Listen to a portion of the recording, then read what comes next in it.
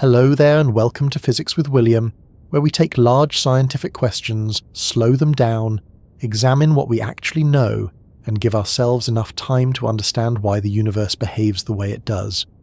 Tonight we are looking at a question that appears in ordinary life so often that it is easy to miss how strange it really is. Where does reality get its randomness from? We use the word random constantly. We talk about random thoughts, random encounters, random numbers, random weather, random mutations, random accidents, and random events. We shuffle cards because we want a random order. We roll dice because we want an unpredictable result. Computers generate numbers that appear random. Scientists describe radioactive decay in terms of probability. Quantum mechanics tells us that some experiments do not seem to have one predictable outcome before they are performed. The word is everywhere, but the moment we ask what randomness actually means, the simple idea begins to become much harder to pin down. Perhaps you're listening from bed tonight, or from a sofa after a long day, or from a hotel room, a train, a quiet office, or somewhere else entirely. Wherever you happen to be, think about one small event that brought you to this video. Maybe it appeared in your recommendations. Maybe you searched for something about quantum physics. Perhaps the title caught your attention because you have wondered whether the universe is predictable, or perhaps you clicked almost without thinking about it. Was that choice random? It may have felt random, but there was almost certainly a long chain of events behind it. Something affected what appeared on your screen. Previous videos influenced the recommendation system. Your interests affected what you noticed. Your mood influenced whether you clicked. A decision that seemed spontaneous may have depended on hundreds or thousands of earlier causes. That does not prove that your choice was completely determined, of course, but it gives us our first problem. An event can look random even when there are hidden reasons behind it. Before we go any further, I would be interested to know where you're listening from tonight and what brought you to this particular question. Perhaps you're interested in quantum mechanics. Perhaps you enjoy thinking about probability. Or perhaps randomness simply seemed like a suitably confusing subject to consider while getting comfortable. And if you enjoy these slower explorations of physics, you're very welcome to like the video and subscribe.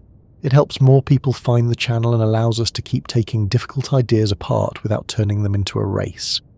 For now though, let us begin with something much simpler than quantum physics. Imagine an ordinary coin resting on your thumb. You flick it into the air, it spins several times, comes back down, bounces against the table, and lands with heads facing upward. You try again and get tails, then heads again. After enough tosses, the sequence starts to look random, which is exactly why coin tossing has become one of our standard examples of chance. The important question is whether the coin itself is doing anything random. Once it leaves your hand, the coin is moving according to ordinary physical processes. The force of the toss affects how high it rises. The angle at which it leaves your thumb affects its motion. Its rate of rotation matters. Air resistance has an effect. The way it strikes the surface matters, as does the shape and hardness of that surface. If we somehow knew all of those details with extraordinary accuracy, classical physics tells us that the outcome could in principle be predicted. The coin does not reach the top of its flight with two possible futures waiting for it and then select one. It follows the motion produced by the conditions of the toss. What makes the result useful as a random event is that human beings are not normally capable of controlling or measuring all of those conditions precisely enough to know which side will land upward. A shuffled deck of cards gives us the same problem in a slightly different form. Suppose you shuffle a deck several times, cut it, place it on the table, and turn over the first card. It happens to be the Queen of Hearts. From your point of view, that result was unpredictable. Before you revealed the card, you might reasonably have assigned the same chance to many possible cards. Yet the Queen of Hearts did not arrive at the top without a physical history. Every movement of your fingers moved particular cards. Every shuffle changed their positions in a definite way. If a sufficiently capable observer could record every card and every movement throughout the process, that observer could follow the Queen of Hearts from its original position until it reached the top. The uncertainty belonged to the person who did not know the final arrangement. The deck itself had already been arranged. This distinction between unpredictability and genuine randomness is central to the question we're asking. Sometimes we use probability because we do not possess enough information. Imagine that I place either a red card or a black card inside a sealed envelope while you look away. When I hand you the envelope, you do not know which card is inside. You might describe the situation by saying there is a chance that the card is red and a chance that it is black. From your perspective, both possibilities have to be considered. Inside the envelope, however, the card is already one definite colour. Opening the envelope does not force the card to choose what it will become. It simply gives you information that you previously lacked. This is uncertainty caused by ignorance, and for a long time it was reasonable to wonder whether every example of randomness in nature might eventually turn out to work this way. That idea became closely associated with the classical view of physics. In classical mechanics, physical systems develop according to definite rules. A moving object changes its motion because forces act upon it. A planet follows an orbit because of gravity and its existing motion. A pendulum swings according to its starting position, its speed, gravity, friction, and the physical properties of the pendulum itself. If you know enough about the system at one moment, you can calculate what it will do later. The better your information becomes, the better your prediction can become. This encouraged a powerful picture of the universe as something that might be completely predictable in principle, even if it was far too complicated for any actual person to calculate. Weather gives us a useful example because it is both physical and notoriously difficult to predict. A forecast may tell you that rain is likely tomorrow, but this does not mean that clouds are waiting until morning to make an undecided choice. The atmosphere contains moving air, changing temperatures, differences in pressure, moisture, sunlight, interactions with oceans and land, and countless other physical details. All of those things evolve according to physical processes. The difficulty is that the atmosphere is extremely sensitive to its starting conditions. Very small differences can grow into large differences later. A tiny change in one part of the system may eventually influence where a storm develops, or whether a particular place receives rain. Systems like this are described as chaotic, but chaos does not mean that events have no causes. A chaotic system can follow completely deterministic rules, while becoming effectively impossible to predict far into the future. Imagine placing two leaves almost beside each other in fast-moving water. At first, their paths may look almost identical. One leaf then passes slightly to one side of a small current, while the other passes to the opposite side. A few moments later they encounter different eddies. One turns around a stone, the other continues downstream. Eventually they may end up far apart even though their starting positions differed by very little. If you did not know those starting positions with enough precision, your long-term prediction would fail. The failure would not require the stream to behave without rules. It would come from the way small uncertainties grow. This is important because chaotic unpredictability can easily be mistaken for fundamental randomness. We often judge whether something is random by asking whether we can predict it. Nature does not have to respect that definition. A system might be fully determined while remaining permanently beyond our practical ability to forecast.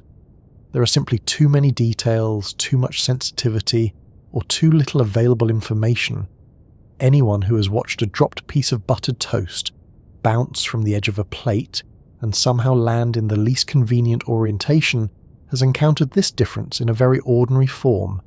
The event may have been difficult to predict, but that alone does not establish that physics abandoned causality for a moment in order to ruin breakfast. Large collections of particles create another source of apparent randomness. Consider the air in the room around you. It contains an enormous number of molecules moving and colliding constantly.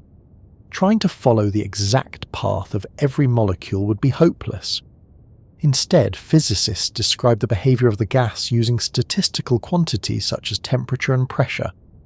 Those descriptions are extremely successful because the collective behavior of huge numbers of particles becomes much easier to handle statistically than individually. We can predict how a gas will behave overall without knowing where every molecule will be a moment from now. Probability in this situation is not necessarily evidence that each molecule is making fundamentally random choices. It can simply be the most practical way to describe an enormous system. The same basic idea appears all around us. Traffic can be treated statistically even though each vehicle has a driver. Populations can be studied statistically even though every individual has a personal history. Insurance companies can make surprisingly accurate predictions about large groups while having very little idea what will happen to one particular person on one particular Tuesday afternoon. When there are enough events, patterns can emerge from individual uncertainty. This gives randomness an odd double character. A single event may be difficult to predict, while the behavior of thousands or millions of similar events becomes highly regular. Coin tossing demonstrates this nicely. You may not know whether the next toss will produce heads or tails, but after a very large number of ordinary tosses, the proportions tend to become much more stable. The individual result remains uncertain while the collective behavior becomes predictable. Casinos depend on the same principle. They do not need to know what one particular player will do. They care about what happens across enormous numbers of games. Randomness at the small scale can produce reliable averages at the large scale, which is a useful reminder that unpredictable does not mean completely structureless. Human beings, meanwhile, are not especially good at recognizing genuine random patterns. We tend to expect randomness to look evenly mixed. Imagine tossing a coin repeatedly and getting heads 5 or 6 times in a row. Many people immediately feel that tails must now be due. The earlier tosses, however, do not create a debt that the coin has to repay. Long runs naturally occur in random sequences. In fact, a sequence designed by a person who is trying to look random often contains fewer long runs than real chance would produce, because people instinctively avoid patterns that look suspicious. This tendency matters because our brains are built to search for causes and patterns. That ability is enormously useful. Recognizing that dark clouds often precede rain is useful. Learning that a certain sound may indicate danger is useful. Noticing regularities allows organisms to predict what might happen next. The cost is that we sometimes detect patterns that are not really there. We notice coincidences and give them special meaning. We remember the unusual moments when 2 events line up and forget the many occasions when nothing interesting happened. A genuinely random process can therefore look strangely deliberate, simply because enough events will eventually produce surprising combinations. Suppose someone wins a large lottery twice. That would be extremely unlikely for that particular person, and people would naturally wonder whether something suspicious had happened. Investigating would be sensible. Yet rare events are not automatically evidence of hidden forces.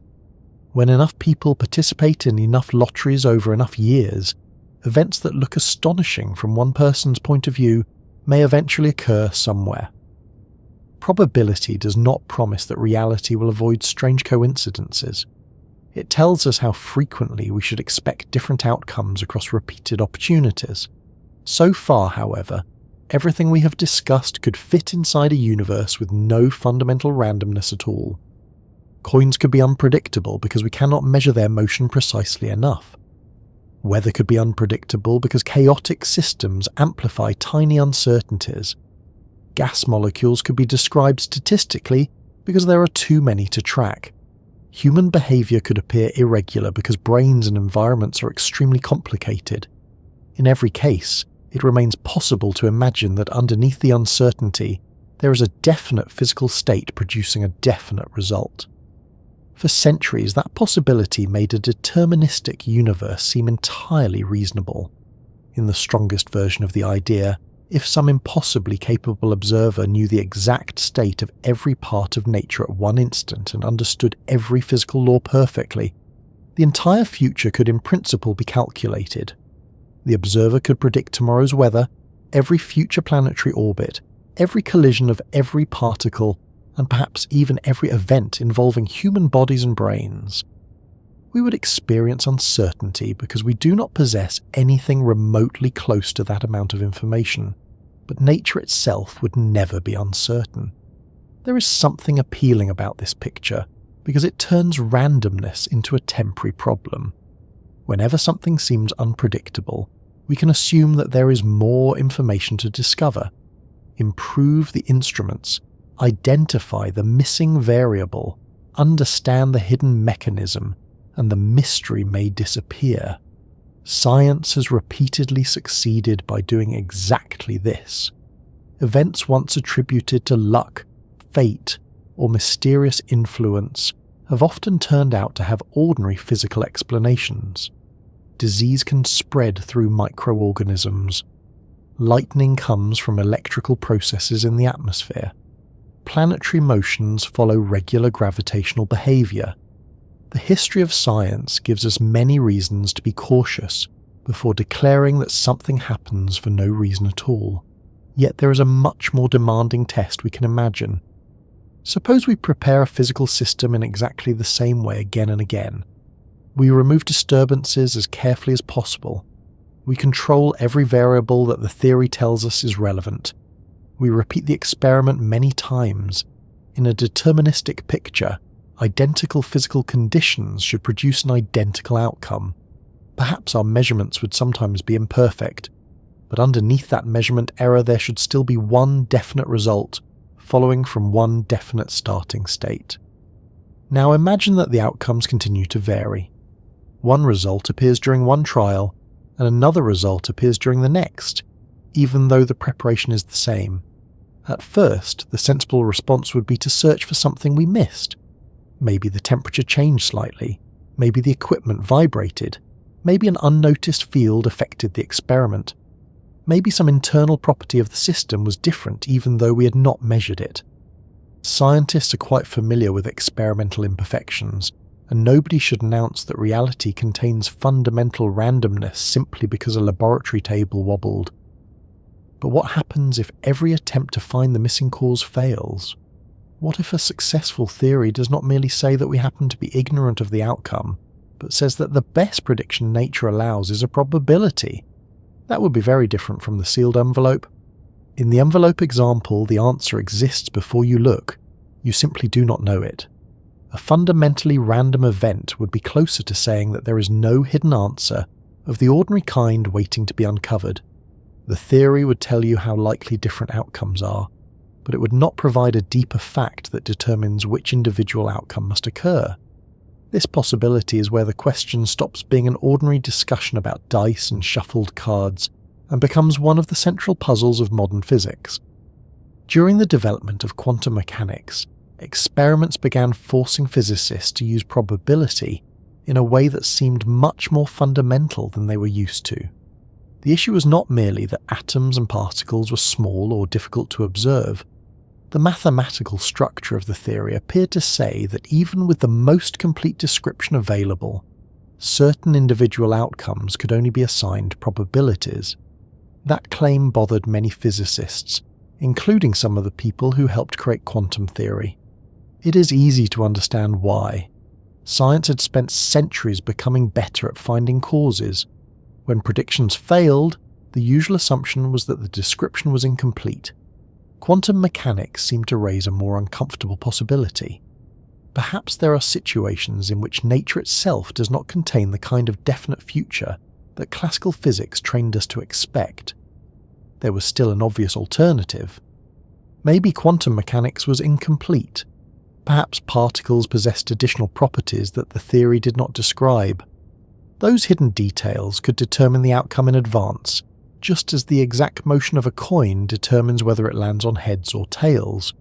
We might see probability only because those details were inaccessible to us. From that point of view, quantum randomness would not really be random at all. It would simply be another sealed envelope. This disagreement created one of the most important questions in 20th century physics. Are quantum probabilities a sign of genuine chance, or are they evidence that something remains hidden from us?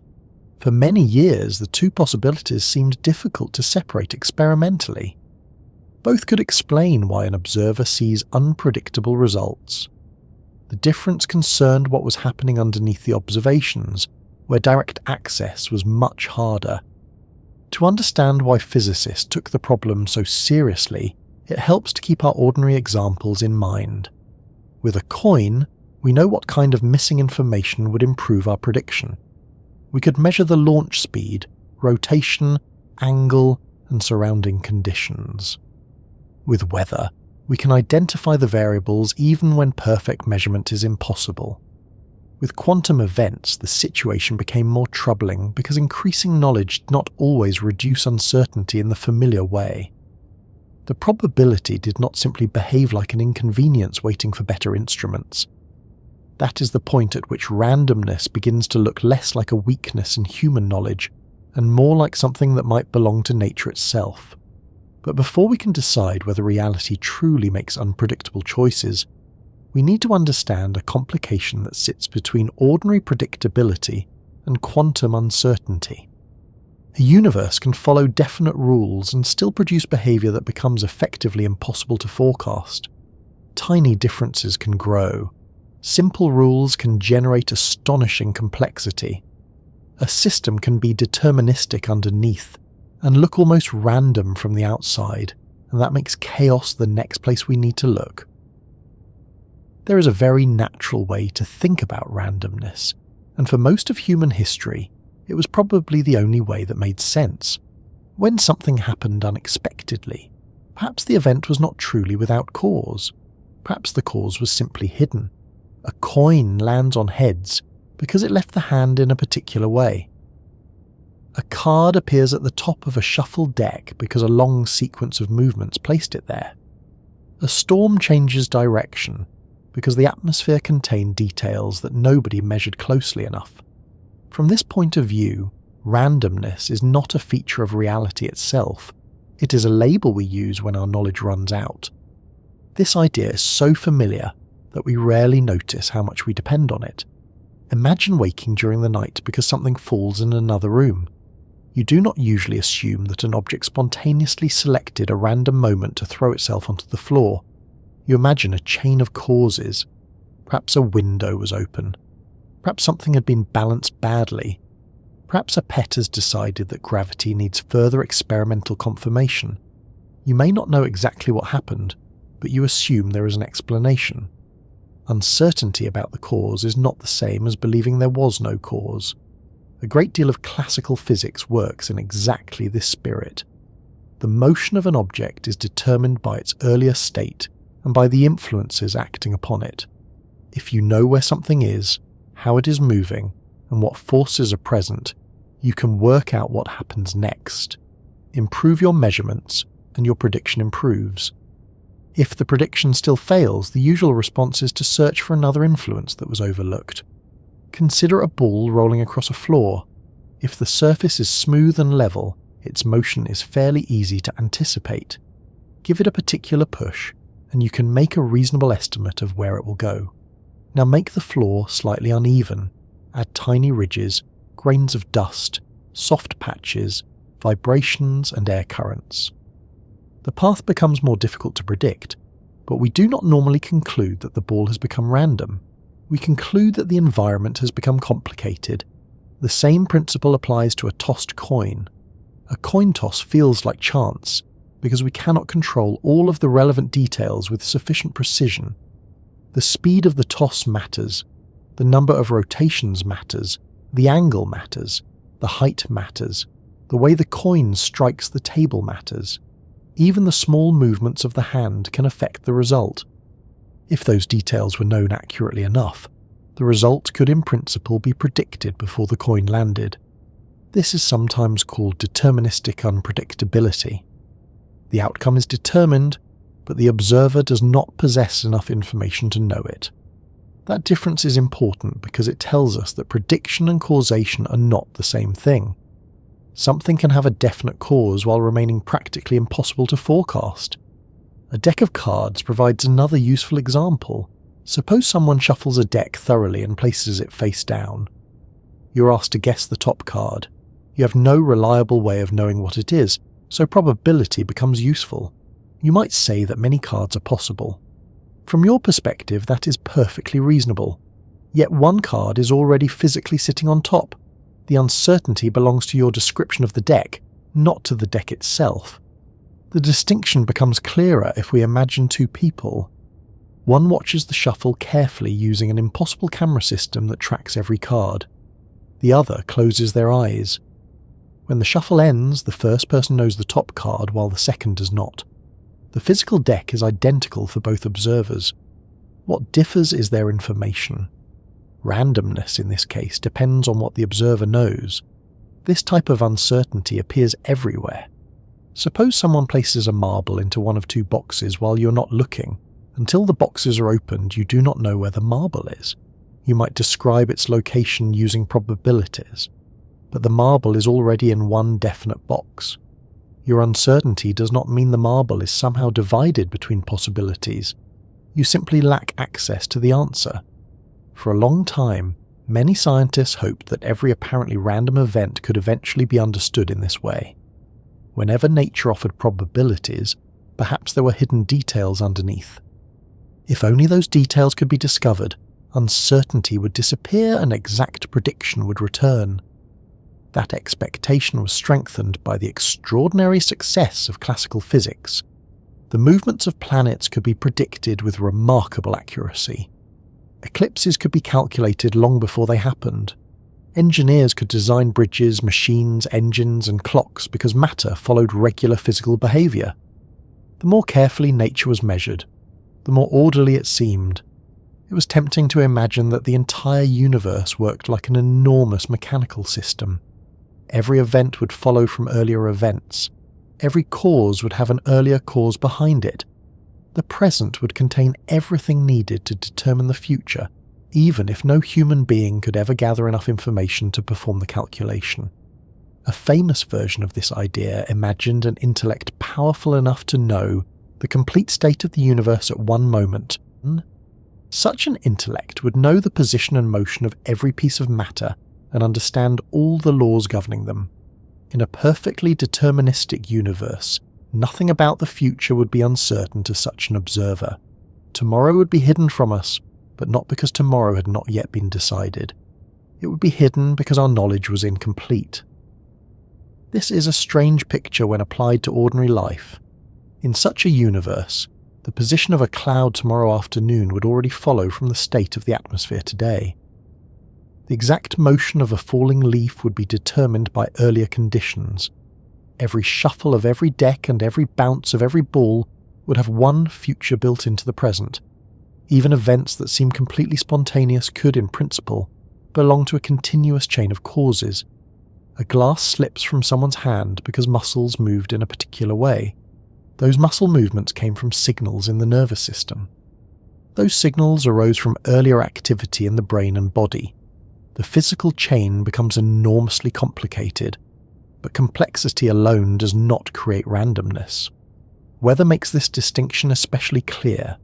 Forecasts are filled with uncertainty. Rain may be likely. Temperatures may fall within a range. A storm may follow one of several possible paths. Yet the atmosphere is not usually treated as though it is making choices without causes. The problem is that weather systems contain vast numbers of interacting variables, and tiny differences can become important very quickly. Imagine trying to measure the temperature, pressure, humidity, and movement of air at every point across an entire region. Even with excellent instruments, your measurements would never be perfectly complete. There would always be gaps. There would always be small uncertainties. Those small uncertainties can grow as the atmosphere evolves, making long-range prediction increasingly unreliable. This is one reason weather forecasts become less certain the further into the future they look. It is not necessarily because tomorrow morning is waiting to decide what kind of weather it wants. It is because our description of the atmosphere can never contain every detail with unlimited precision. The same problem appears in many physical systems. A small difference at the beginning can eventually produce a large difference later. Two nearly identical situations can develop in very different ways after enough time. This is a major feature of chaos, but chaos itself does not require fundamental randomness. Imagine balancing a pencil almost perfectly upright on its tip. For a brief moment, it may remain standing. Eventually it falls. A tiny disturbance determines the direction. Perhaps the table vibrates slightly. Perhaps air moves across the room. Perhaps the pencil was never perfectly vertical. The direction looks unpredictable, but there may still be a precise physical cause. Repeat the experiment and the pencil falls differently. To us it appears random because reproducing the exact same starting conditions is practically impossible. A microscopic change is enough to alter the result. The unpredictability comes from sensitivity, not necessarily from an absence of causes. This gives us a useful warning. Whenever something behaves unpredictably, we should not immediately call it fundamentally random. We have to ask whether hidden information could explain the uncertainty. Perhaps the system is deterministic but too complicated to measure. Perhaps small differences are being amplified. Perhaps there are variables we have not discovered yet. This way of thinking is deeply connected to how science normally makes progress. A mysterious event is observed. Scientists look for patterns. They identify variables that influence the outcome. They develop a model. Predictions become better. What once looked random begins to look structured. Disease offers a dramatic historical example. For much of human history, illness could seem unpredictable. One person became sick while another remained healthy. An outbreak appeared suddenly. Without knowledge of microorganisms, infection could appear almost arbitrary. Once the mechanisms of transmission became better understood, some of that apparent randomness could be replaced with causes. The same thing happened with many natural phenomena. Lightning once seemed mysterious and unpredictable. Planetary motion once appeared complicated enough to inspire elaborate explanations. Biological inheritance seemed irregular until patterns became visible. Again and again, deeper knowledge revealed order where earlier observers had seen uncertainty. That history makes physicists understandably cautious about declaring any process truly random. Saying that something is fundamentally random is a stronger claim than saying we cannot predict it. It means there is no deeper information of the ordinary kind that would allow the individual outcome to be known in advance. Before reaching that stronger conclusion, every reasonable hidden cause has to be considered. There is another complication. Sometimes a system contains so many components that probability becomes useful, even though the underlying motion may be deterministic. Think about a container of gas. Inside it are vast numbers of molecules moving in different directions and constantly colliding. Tracking each one individually would be hopeless, but the gas as a whole can be described extremely well using statistical quantities. Temperature, for example, tells us something about the collective motion of huge numbers of particles. Pressure describes the overall effect of countless collisions against the walls of the container. We do not need to know what one particular molecule is doing to make accurate predictions about the gas as a whole.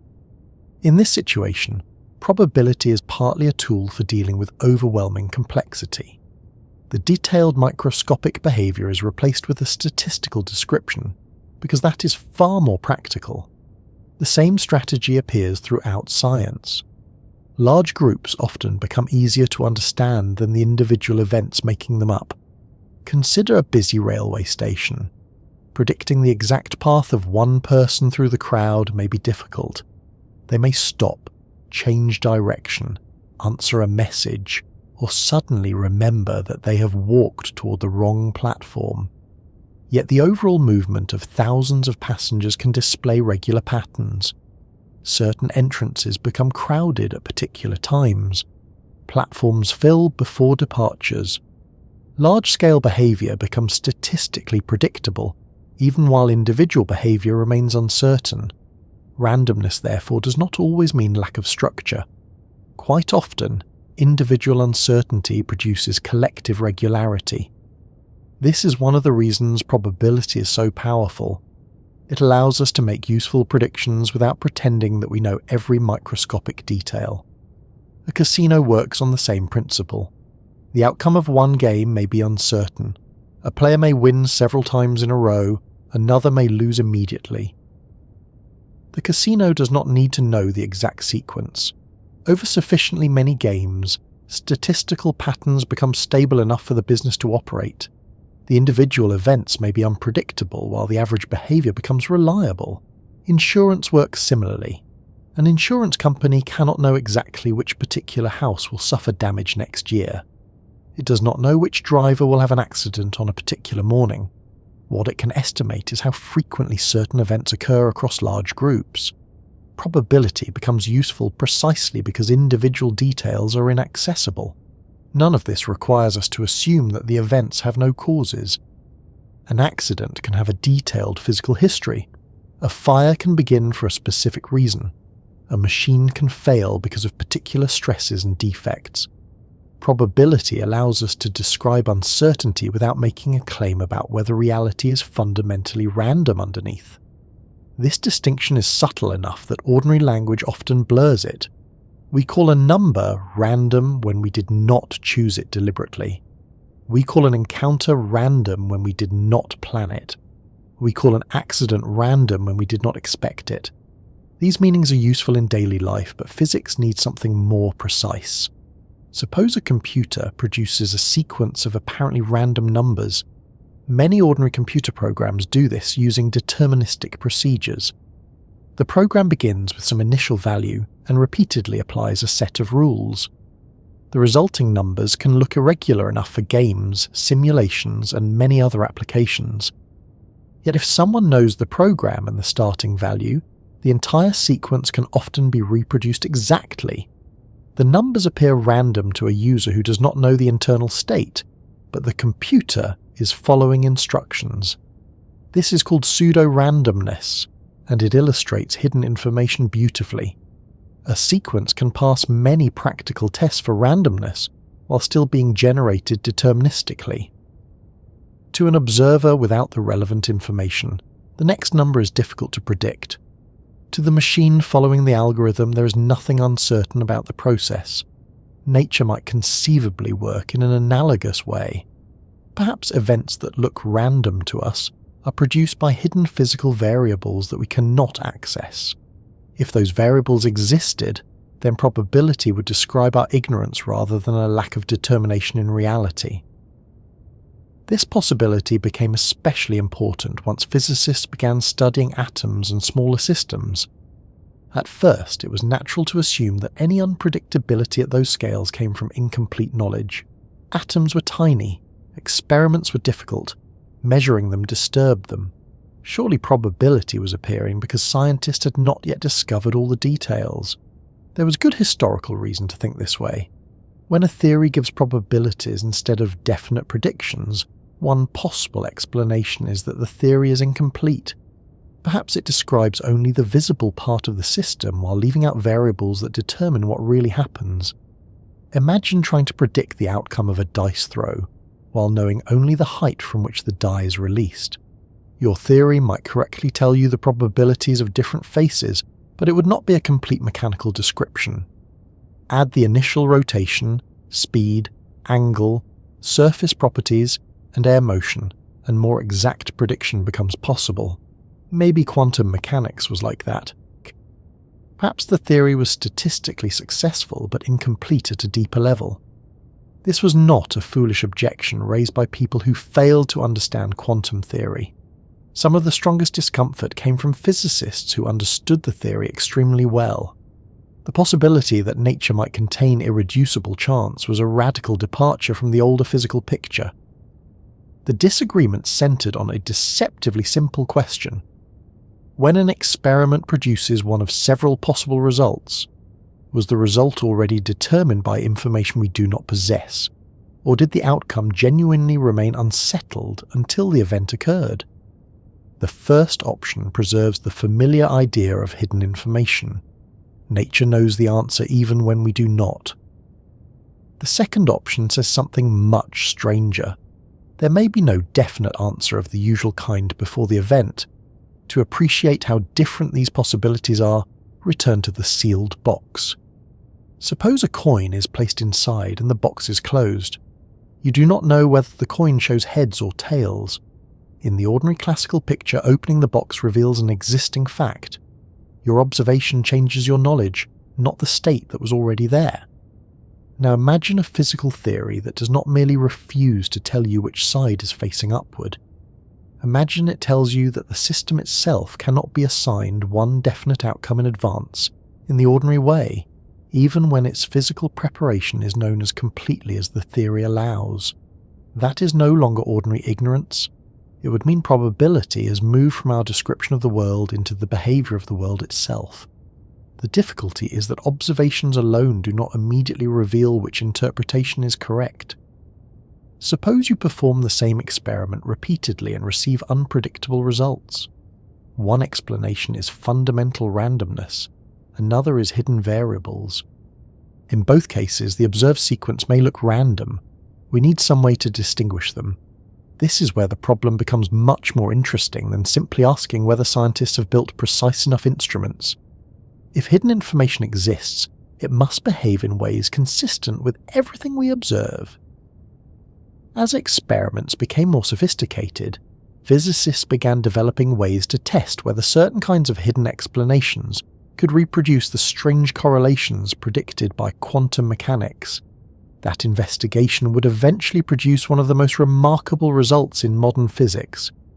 The universe seems willing to preserve probability even when we design experiments specifically to expose the sort of hidden information that would make the outcomes behave like ordinary classical objects.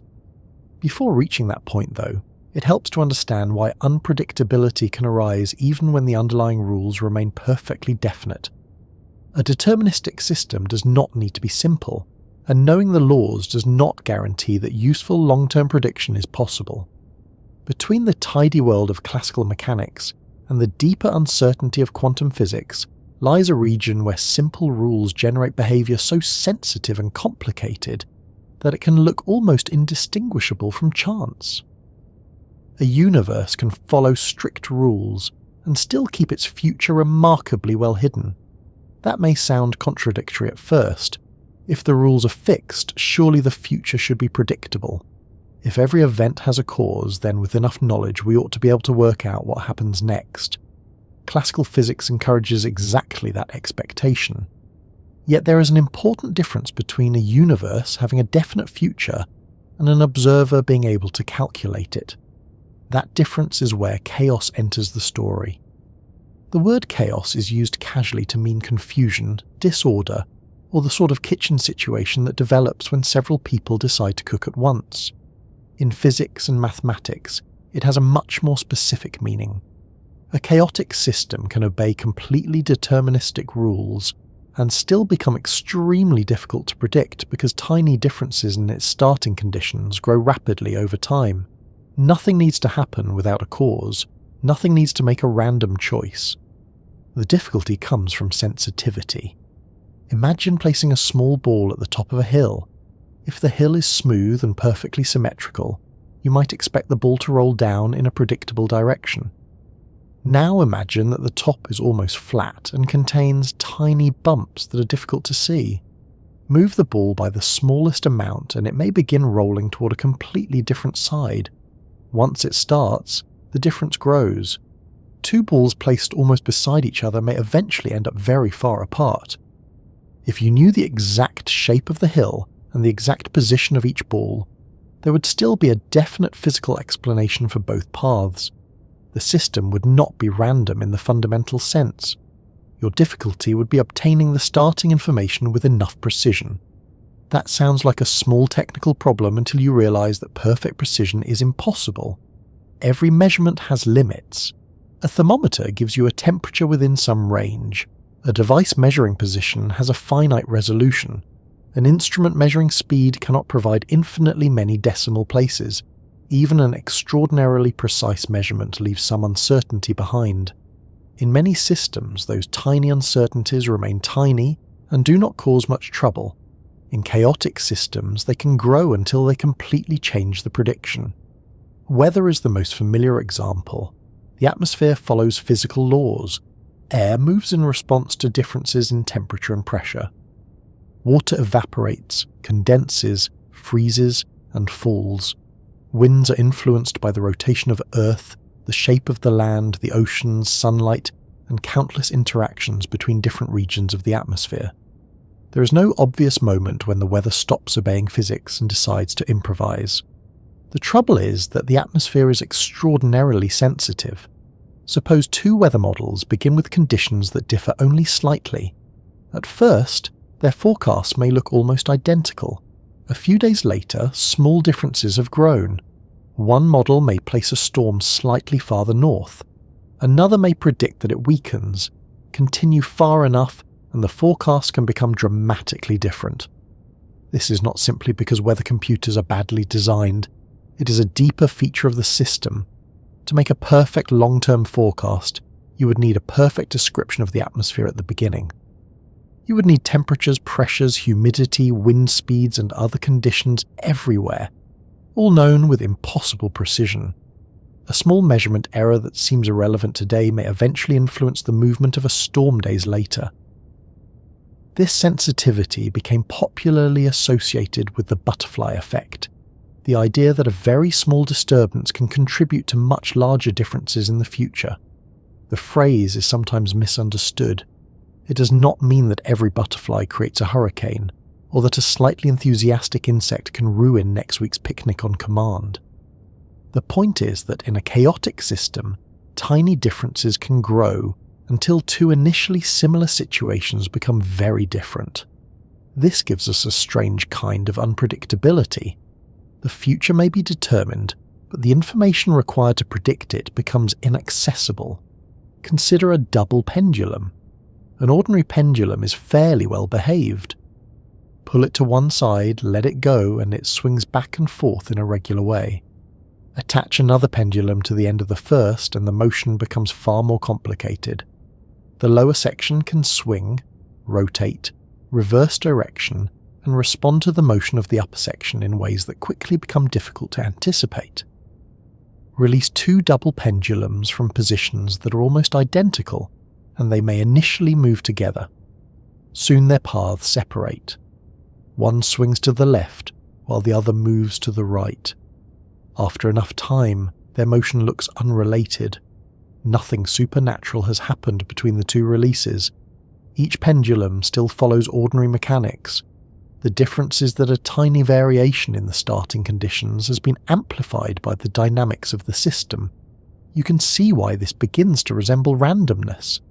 Imagine watching only the lower part of the pendulum without knowing how it was started. Its motion may appear irregular. You would struggle to guess where it will be several moments later. If you repeated the experiment with slightly different initial conditions, you could obtain very different outcomes. An observer might naturally describe those outcomes statistically. Certain motions may occur more often than others. Some regions may be visited frequently. Others may be rare.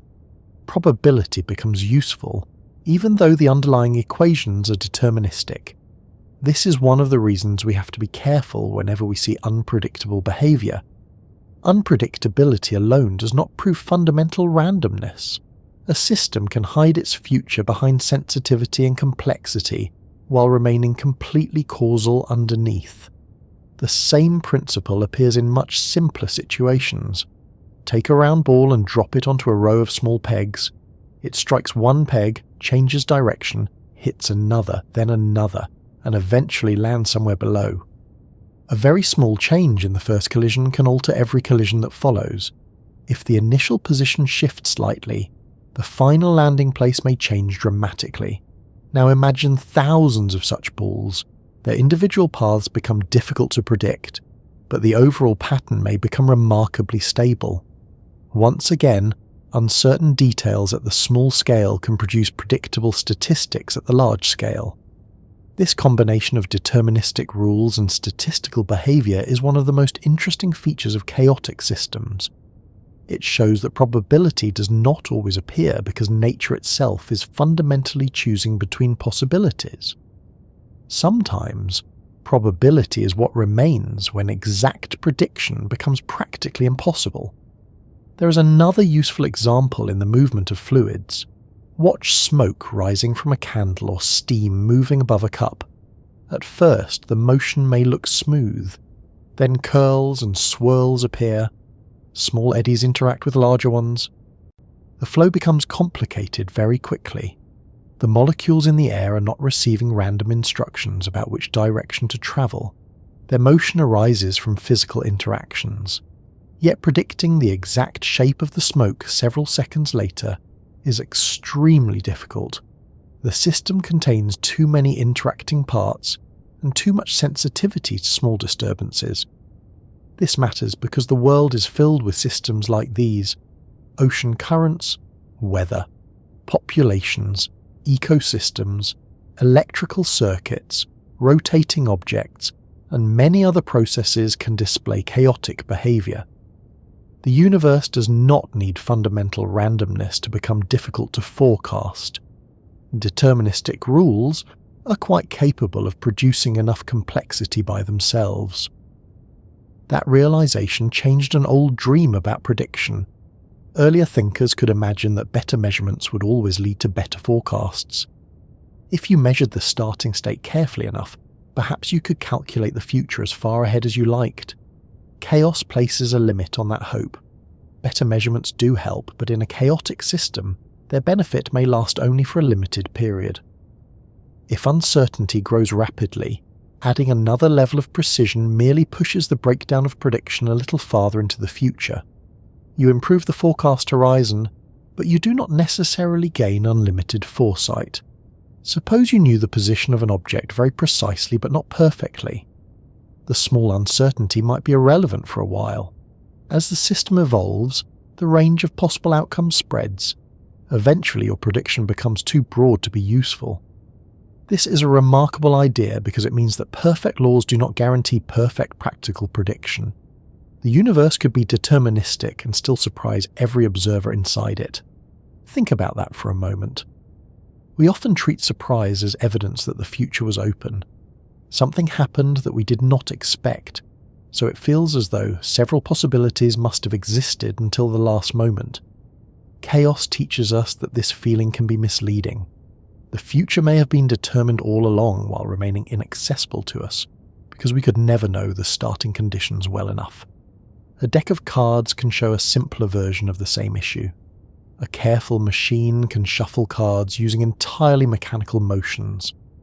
Every movement may be deterministic, yet after enough mixing, the order becomes effectively unpredictable to someone who does not track every card.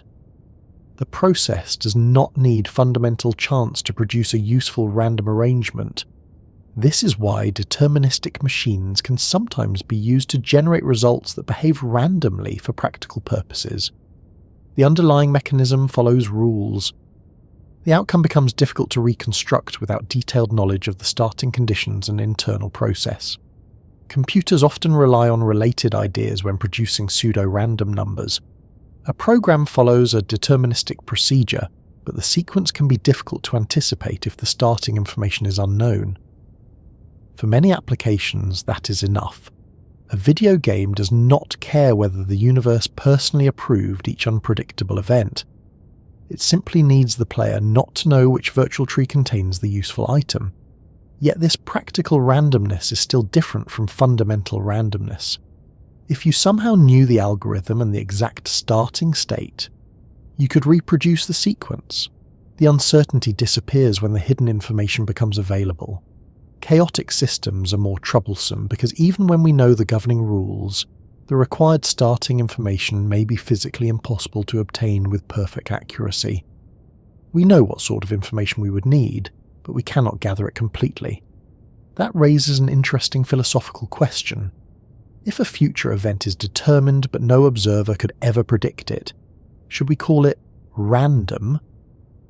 The answer depends on what we mean by random. For everyday purposes, calling it random may be perfectly reasonable. If nobody can predict the result and repeated outcomes display statistical patterns, probability is useful. But when asking where reality itself gets randomness from, we need to distinguish practical unpredictability from genuine indeterminacy. A chaotic system belongs to the first category. The The behaviour can be unpredictable to us while remaining determined by its earlier state. This difference becomes clearer with an imaginary experiment. Suppose there were two universes containing exactly the same chaotic system with exactly the same starting conditions. In classical deterministic physics, the two systems would evolve in exactly the same way. Every later event would match because nothing in the rules allows the copies to choose different outcomes. Now suppose the starting conditions differ by an unimaginably small amount. At first, the universes remain nearly identical. Later, the difference grows. Eventually, the systems may look completely different. The uncertainty comes from our inability to guarantee perfect identity in the initial state, not from the rules changing their mind halfway through. This feature helps explain why chaos can create the appearance of spontaneity. A system may suddenly move into a different pattern.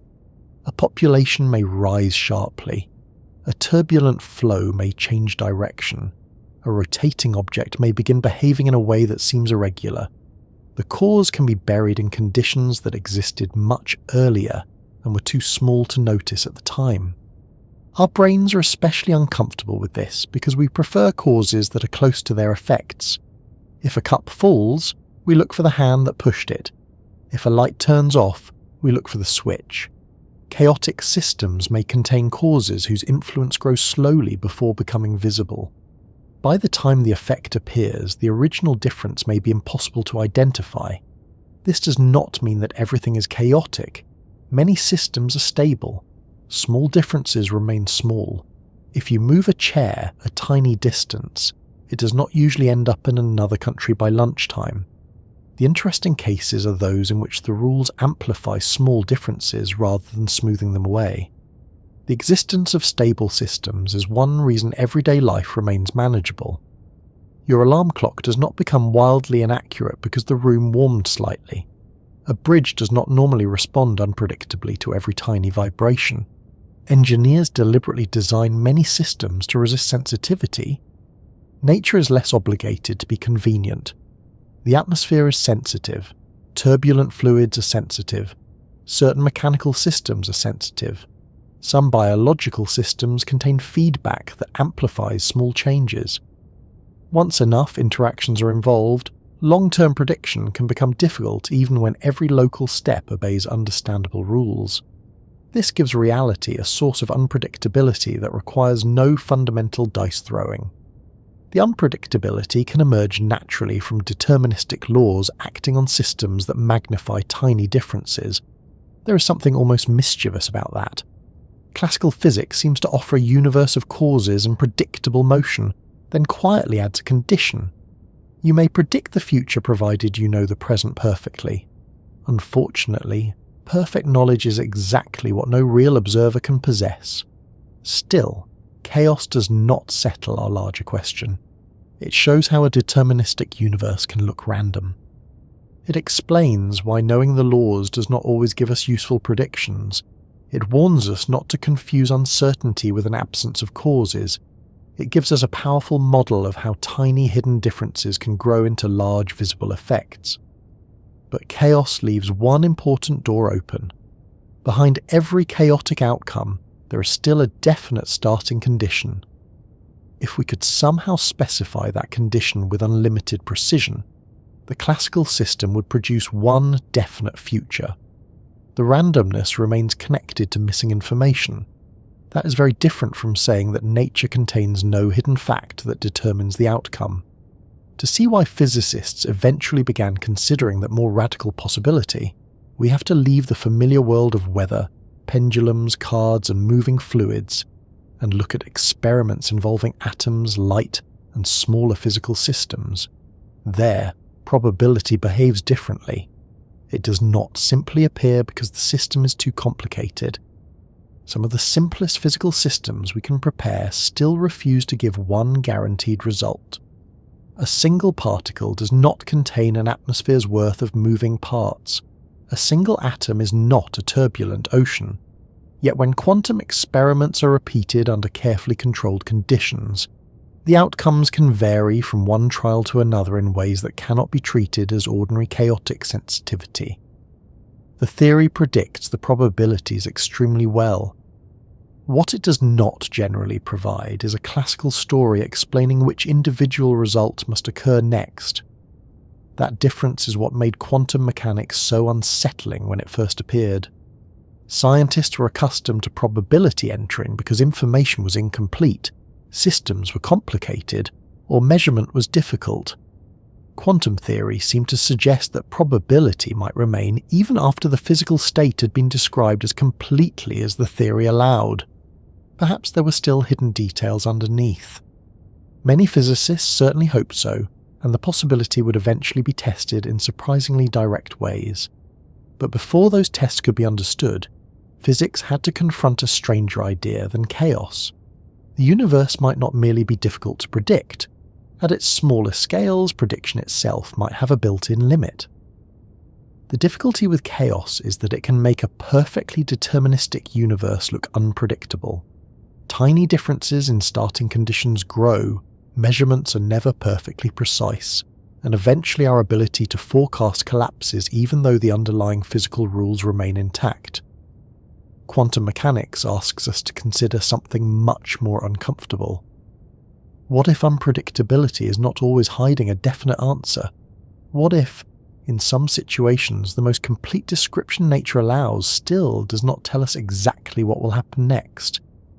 That possibility emerged during the early 20th century when physicists began studying matter and light at scales far smaller than ordinary human experience. Classical physics had been extraordinarily successful with planets, falling objects, machines, fluids, and many other systems. There was every reason to hope that atoms would eventually behave according to the same general philosophy. Perhaps they would be complicated, perhaps difficult to measure, but surely they would still possess definite properties and follow definite paths. Instead, experiments began producing results that resisted that familiar picture. One of the first warnings came from light. For a long time, scientists had accumulated convincing evidence that light behaves like a wave. It can spread, interfere, bend, and produce patterns that make excellent sense when described in wave terms. Then other experiments showed that light also exchanges energy in discrete packets, later called photons. These packets behave in ways that sound much more particle-like. Nature appeared to be giving physicists two different descriptions and refusing to choose the one that seemed more comfortable. Matter soon joined the confusion. Objects such as electrons, which had been treated as particles, could also produce wave-like behavior. An electron could be detected at one location as a localized event, yet large numbers of electrons sent through an experiment could gradually form patterns associated with interference. The same thing could behave in ways that did not fit neatly into the old categories of particle or wave. This was not merely a problem with terminology. It changed what physicists could say about the future of a system. In classical mechanics, if you know enough about an object, you can usually describe where it is and how it is moving, then use that information to predict what happens later. Quantum mechanics does not generally give that kind of prediction for individual measurement outcomes. Instead, it provides probabilities. Imagine preparing a large number of identical quantum systems in the same way, and then performing the same measurement on each one.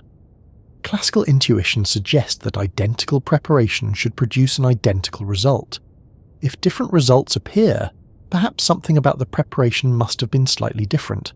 That is what we learned from coins, cards, weather, and chaotic pendulums. Quantum experiments do not fit so easily into that explanation. The systems can be prepared with extraordinary care, and the theory can describe that preparation as completely as quantum mechanics allows. Yet individual results can still vary. What remains stable is not the exact outcome of each trial, but the statistical pattern that appears after many trials. This is a strange form of reliability. Quantum mechanics may refuse to tell you exactly what one event will produce, yet it can predict the distribution of many events with astonishing accuracy. Nature seems vague about the individual result and extremely disciplined about the overall statistics. A useful way to see the difference is to imagine a device that produces one of two possible outcomes whenever a particle passes through it. You prepare the particle in the same way every time. You use the same equipment. You repeat the experiment thousands of times. One outcome appears during some trials and the other appears during the rest. The pattern settles into stable proportions. With an ordinary coin, we would immediately suspect hidden differences in the tosses. Perhaps one toss had a little more spin. Another left the hand at a slightly different angle. Those details could explain why the results changed. With a quantum system, the standard theory does not necessarily give us such a hidden mechanical story. It gives us a description of the state and tells us the probabilities of the possible measurement results. It does not generally identify some additional ordinary property that quietly selects the result before the measurement occurs. This is the point where the word randomness begins to acquire a much stronger meaning. It is no longer simply the name we give to complicated motion that we cannot track. Quantum probability appears even in carefully controlled systems containing very few components. There may be only one photon, one electron, or one atom involved. The uncertainty does not require the complexity of weather or a turbulent ocean. Consider one of the most famous experiments in physics, the double-slit experiment. The basic arrangement is simple. A source sends particles toward a barrier containing two narrow openings, and a detecting surface sits beyond the barrier.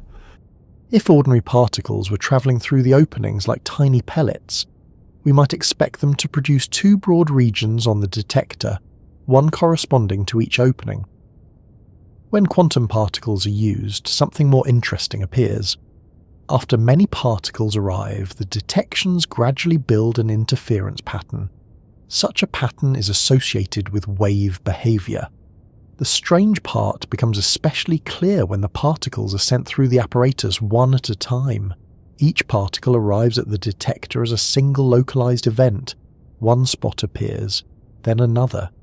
There is no faint fraction of an electron smeared across the entire screen when the detection happens. Yet after enough individual detections, those apparently separate impacts form the same sort of interference pattern that waves can produce. This means the probability of where each particle may be detected is structured by quantum behaviour. Some locations are more likely, others are less likely. Certain regions may become very unlikely. But for one individual particle, quantum mechanics does not ordinarily say exactly which permitted point will receive the next detection. You can calculate a pattern. You cannot generally point at the detector beforehand and announce the exact location of the next mark. That difference is crucial. Suppose you perform the experiment again tomorrow using the same preparation. The overall distribution can be predicted. The exact sequence of individual impacts will not simply replay like a recording. The statistical structure remains stable, while the individual events appear unpredictable. This is unlike a complicated classical machine whose behaviour only looks random because we fail to record the internal mechanism. Quantum mechanics places probability directly into the description of the system. Naturally, many physicists were suspicious. Perhaps there really were hidden details. Maybe quantum mechanics was like an incomplete weather forecast. It worked statistically because scientists did not yet know all the variables. Underneath the probabilities, perhaps every particle possessed a complete set of properties determining exactly where it would be detected. That possibility was attractive because it preserved the older causal picture. It allowed physicists to say that the uncertainty belonged to us rather than to nature. Albert Einstein was famously uncomfortable with the idea that fundamental physics should abandon definite causes so easily. His objections were more subtle than the popular impression that he simply disliked randomness. But he repeatedly questioned whether quantum mechanics provided a complete description of physical reality. He suspected that something deeper might exist underneath the probabilistic theory. This was an entirely reasonable scientific position. New theories are often incomplete. A successful statistical description does not automatically prove that no deeper mechanism exists. Scientists had uncovered hidden mechanisms many times before. Why should quantum mechanics be different? The problem was that quantum probability behaved in ways that became increasingly difficult to explain using ordinary hidden information. Before getting there, however, it helps to understand what quantum mechanics is and is not saying when it uses probabilities. The theory does not simply say that anything can happen. Quantum randomness is highly constrained. The possible outcomes and their probabilities depend precisely on how the system has been prepared and what is being measured. That is why quantum mechanics is such a powerful scientific theory, rather than a license for nature to behave however it likes. Random does not mean lawless. Imagine a carefully prepared experiment that gives two possible outcomes with certain stable frequencies. Repeat it 1,000,000 times, and the individual order may be unpredictable, but the overall proportions approach what the theory expects. Change the preparation, and those proportions change in a predictable way. Nature seems to combine chance with structure. That combination is important because people sometimes hear the word quantum and imagine a realm where ordinary logic has disappeared and anything might suddenly occur. That is not what experiments show. Quantum systems obey remarkably precise rules. The uncertainty concerns which permitted outcome appears during a particular event, not whether physics itself has been suspended. A radioactive atom gives another familiar example. Certain unstable atomic nuclei can decay into other configurations. If you have a large collection of such atoms, physics can predict their collective decay behavior extremely well. You can describe how quickly the population decreases over time and how long a typical sample lasts. Choose one particular unstable nucleus, however, and the situation changes. Standard quantum theory does not normally provide a hidden clock counting down toward one exact predetermined moment of decay. It gives the probability that decay will occur during a given interval. One atom may decay quickly. Another prepared in the same way may survive much longer. The large collection behaves regularly, even though the exact moment for one individual decay is not predicted. Again, the familiar pattern appears. Individual uncertainty and collective precision exist together. If you have spent the earlier parts of this journey thinking about hidden information, this should feel suspicious. Perhaps one atom has some internal condition that makes it decay earlier, while another has a slightly different condition that makes it last longer. Maybe we simply do not know how to measure that condition. That is exactly the sort of possibility physicists had to examine. Calling the decay fundamentally random without investigating alternatives would have been premature.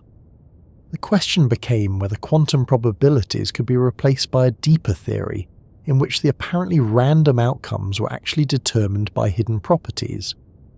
This sounds similar to what happened in classical statistical physics. A gas may be described using probability because we do not know the motion of every molecule, while each molecule still has an ordinary physical state. Perhaps the quantum state was also only a statistical summary of deeper details. If that were true, quantum randomness might disappear from the foundations of reality. Probability would once again represent missing knowledge. There is another reason this possibility seemed attractive. Human beings naturally expect objects to possess definite properties, whether or not anyone is measuring them. A book on a table has a location while you are looking away. A car has a speed even if nobody is checking the speedometer. The moon does not vanish into uncertainty because clouds move across the sky. Quantum mechanics makes this kind of assumption harder to carry downward into the microscopic world. The theory tells us that the outcome of a measurement depends not only on the system, but also on which physical property is being measured and how the measurement is arranged. Different possible measurements cannot always be treated as though they are merely revealing a complete list of values that was already sitting inside the particle. That is one reason quantum measurement becomes so important. In classical physics, measuring something is often imagined as passive observation. You check the thermometer and discover the temperature. You look at the clock and discover the time. Ideally, the measurement merely reveals what was already there. Quantum measurements cannot always be understood so simply. The measurement process is part of the physical situation described by the theory. What can be predicted depends on the state that was prepared and the type of measurement performed. This does not mean human consciousness magically creates reality. Nothing in an ordinary quantum experiment requires a person to stare thoughtfully at the apparatus before physics starts working. Detectors, atoms, photons, and other physical systems interact perfectly well without anyone watching. The difficulty is about how definite measurement outcomes arise from a quantum description containing several possible results. That problem is subtle enough that physicists still disagree about the best way to interpret what quantum theory tells us about reality. Different interpretations can agree on the experimental predictions while offering very different stories about what those predictions mean. In one familiar interpretation, quantum probabilities are fundamental. Before a measurement, the theory provides possible outcomes and their probabilities. The individual result is not determined in advance in the classical sense. When the measurement occurs, one definite outcome is obtained. Other interpretations try to keep deterministic behavior at a deeper level. Some introduce additional variables. Others treat all possible outcomes as part of a larger evolving quantum reality, rather than saying one result is randomly selected. Still others approach the theory mainly as a tool for predicting observations and remain cautious about claiming what exists underneath. This means the phrase quantum randomness needs a little care. Experiments strongly support the probabilistic predictions of quantum mechanics. Whether probability should be interpreted as an absolutely fundamental feature of reality depends partly on how one interprets the theory. Even with that caution, quantum mechanics transformed the scientific status of chance. Before quantum theory, it was easy to imagine probability as something that entered only because observers lacked information or because systems were too complicated to calculate. After quantum theory, physicists had to take seriously the possibility that probability might belong much closer to the foundations of nature. The difference becomes especially clear if we return to our imaginary perfect experiment. In classical mechanics, prepare the same complete physical state twice, and the same laws give the same future. If the results differ, then the states were not truly identical, or some influence was overlooked. In standard quantum mechanics, prepare the same quantum state twice and perform the same measurement, and different results may occur. The theory itself tells you the probabilities rather than one guaranteed outcome. That does not mean the theory is imprecise, quite the opposite. The probabilities can be extraordinarily precise. Imagine a machine that cannot tell you whether the next visitor will enter through the left door or the right door, yet after 1 million visitors predicts the proportions at each door almost perfectly. That would be a peculiar kind of ignorance. You would begin to suspect that the uncertainty is structured by something deeper than simple lack of attention. Quantum mechanics behaves in that peculiar way. It gives up certainty about individual outcomes while gaining remarkable control over statistical predictions. The natural question is what happens at the moment one outcome becomes real to the experimenter. Before measurement, the quantum description may include several possible results. After measurement, the apparatus displays one definite record. A detector clicks in one place, an atom is found in one state, a photon reaches one output. Something that was described probabilistically has produced a concrete event. Where did that particular result come from? Why that detector and not another one? Why did this atom decay now rather than a minute later? Why did one possible outcome become the event recorded in the laboratory? If there is no hidden variable selecting the answer, then this is where chance seems to enter physical reality. Quantum mechanics can tell us how likely the result was. It can tell us how to prepare the experiment so that the probabilities change. It can predict correlations between distant measurements that no classical theory could reproduce in the usual way. Yet it does not generally provide a familiar mechanical cause, selecting one individual result from the possibilities. That is a very different kind of uncertainty from the weather. A meteorologist cannot predict the exact location of a raindrop because the atmosphere is enormously complicated and measurements are limited. The quantum physicist may be studying a system whose state is prepared as well as quantum theory permits, and probability still remains.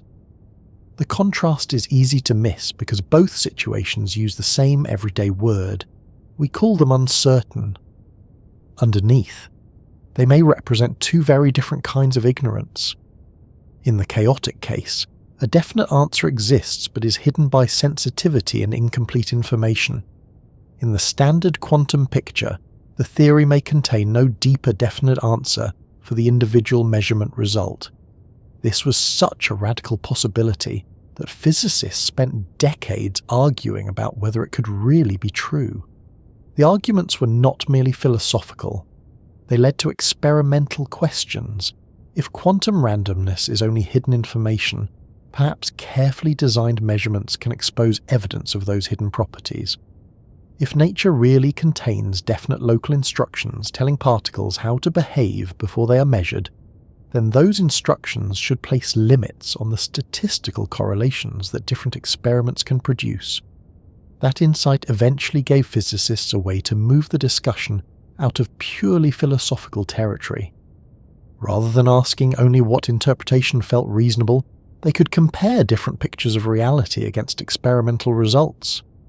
The outcome of that effort would make the problem even stranger, because quantum particles display correlations that cannot be reproduced by broad classes of ordinary local hidden variable theories.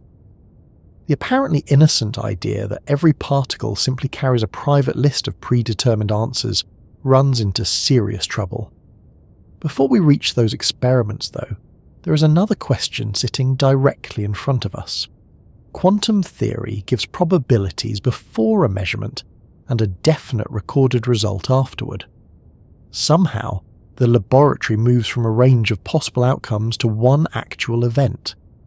Understanding what we mean by that transition is essential, because the mystery of randomness is tied directly to the mystery of measurement itself. Quantum mechanics becomes especially strange when we stop asking what a system might do and start asking what we actually see when we measure it. Before a measurement, the theory can describe several possible outcomes and tell us how likely each one is. After the measurement, however, there is no collection of possibilities sitting on the laboratory table. There is one result, one detector has clicked, one position has been recorded, one atom has been found in a particular state. The apparatus contains a definite record that can be written down, photographed, stored on a computer, or discussed over a cup of tea. Somehow a description involving several possible outcomes has become one actual event, and that transition is one of the places where the problem of randomness becomes impossible to ignore. In ordinary life, measurement usually feels straightforward. Imagine placing a book on a scale. The book already has a mass before you look at the display. The scale does not decide how heavy the book should become. It simply interacts with the book and gives you information about a property that was already there. Measure the length of a table and the same idea seems to apply. The table does not wait anxiously for the ruler to arrive before choosing how long it intends to be. Measurement reveals something about an existing physical situation. This classical picture is so natural that it is difficult to notice how much we assume when using it. We imagine that objects possess properties independently of whether those properties are being measured. A car has a speed even when nobody checks the speedometer. A cup has a temperature before the thermometer touches it. The moon has a location whether anyone happens to be looking upward. Measurement may be imperfect and it may disturb an object slightly, but in principle we imagine that it is uncovering facts that were already definite. Quantum mechanics complicates that picture because the theory does not always allow us to treat measurement as the passive discovery of a complete list of pre-existing properties. The way a quantum system is prepared determines what can be predicted, and the kind of measurement we choose determines which set of outcomes can appear. The measurement is not simply an observer opening a box and discovering an answer that was quietly waiting inside in the ordinary classical sense. It is a physical interaction between the system and the measuring apparatus, and that interaction matters. Imagine a single photon travelling toward a device that can send it along one of two possible paths. When the experiment is arranged in a particular way, quantum mechanics may assign probabilities to the two possible outcomes. We can repeat the preparation carefully. We can send photons through the same apparatus one at a time. Each photon eventually produces a definite detection. One detector responds or the other does. We never look at the equipment afterward and find a vague half-click sitting uncertainly between the two detectors. The laboratory record is definite.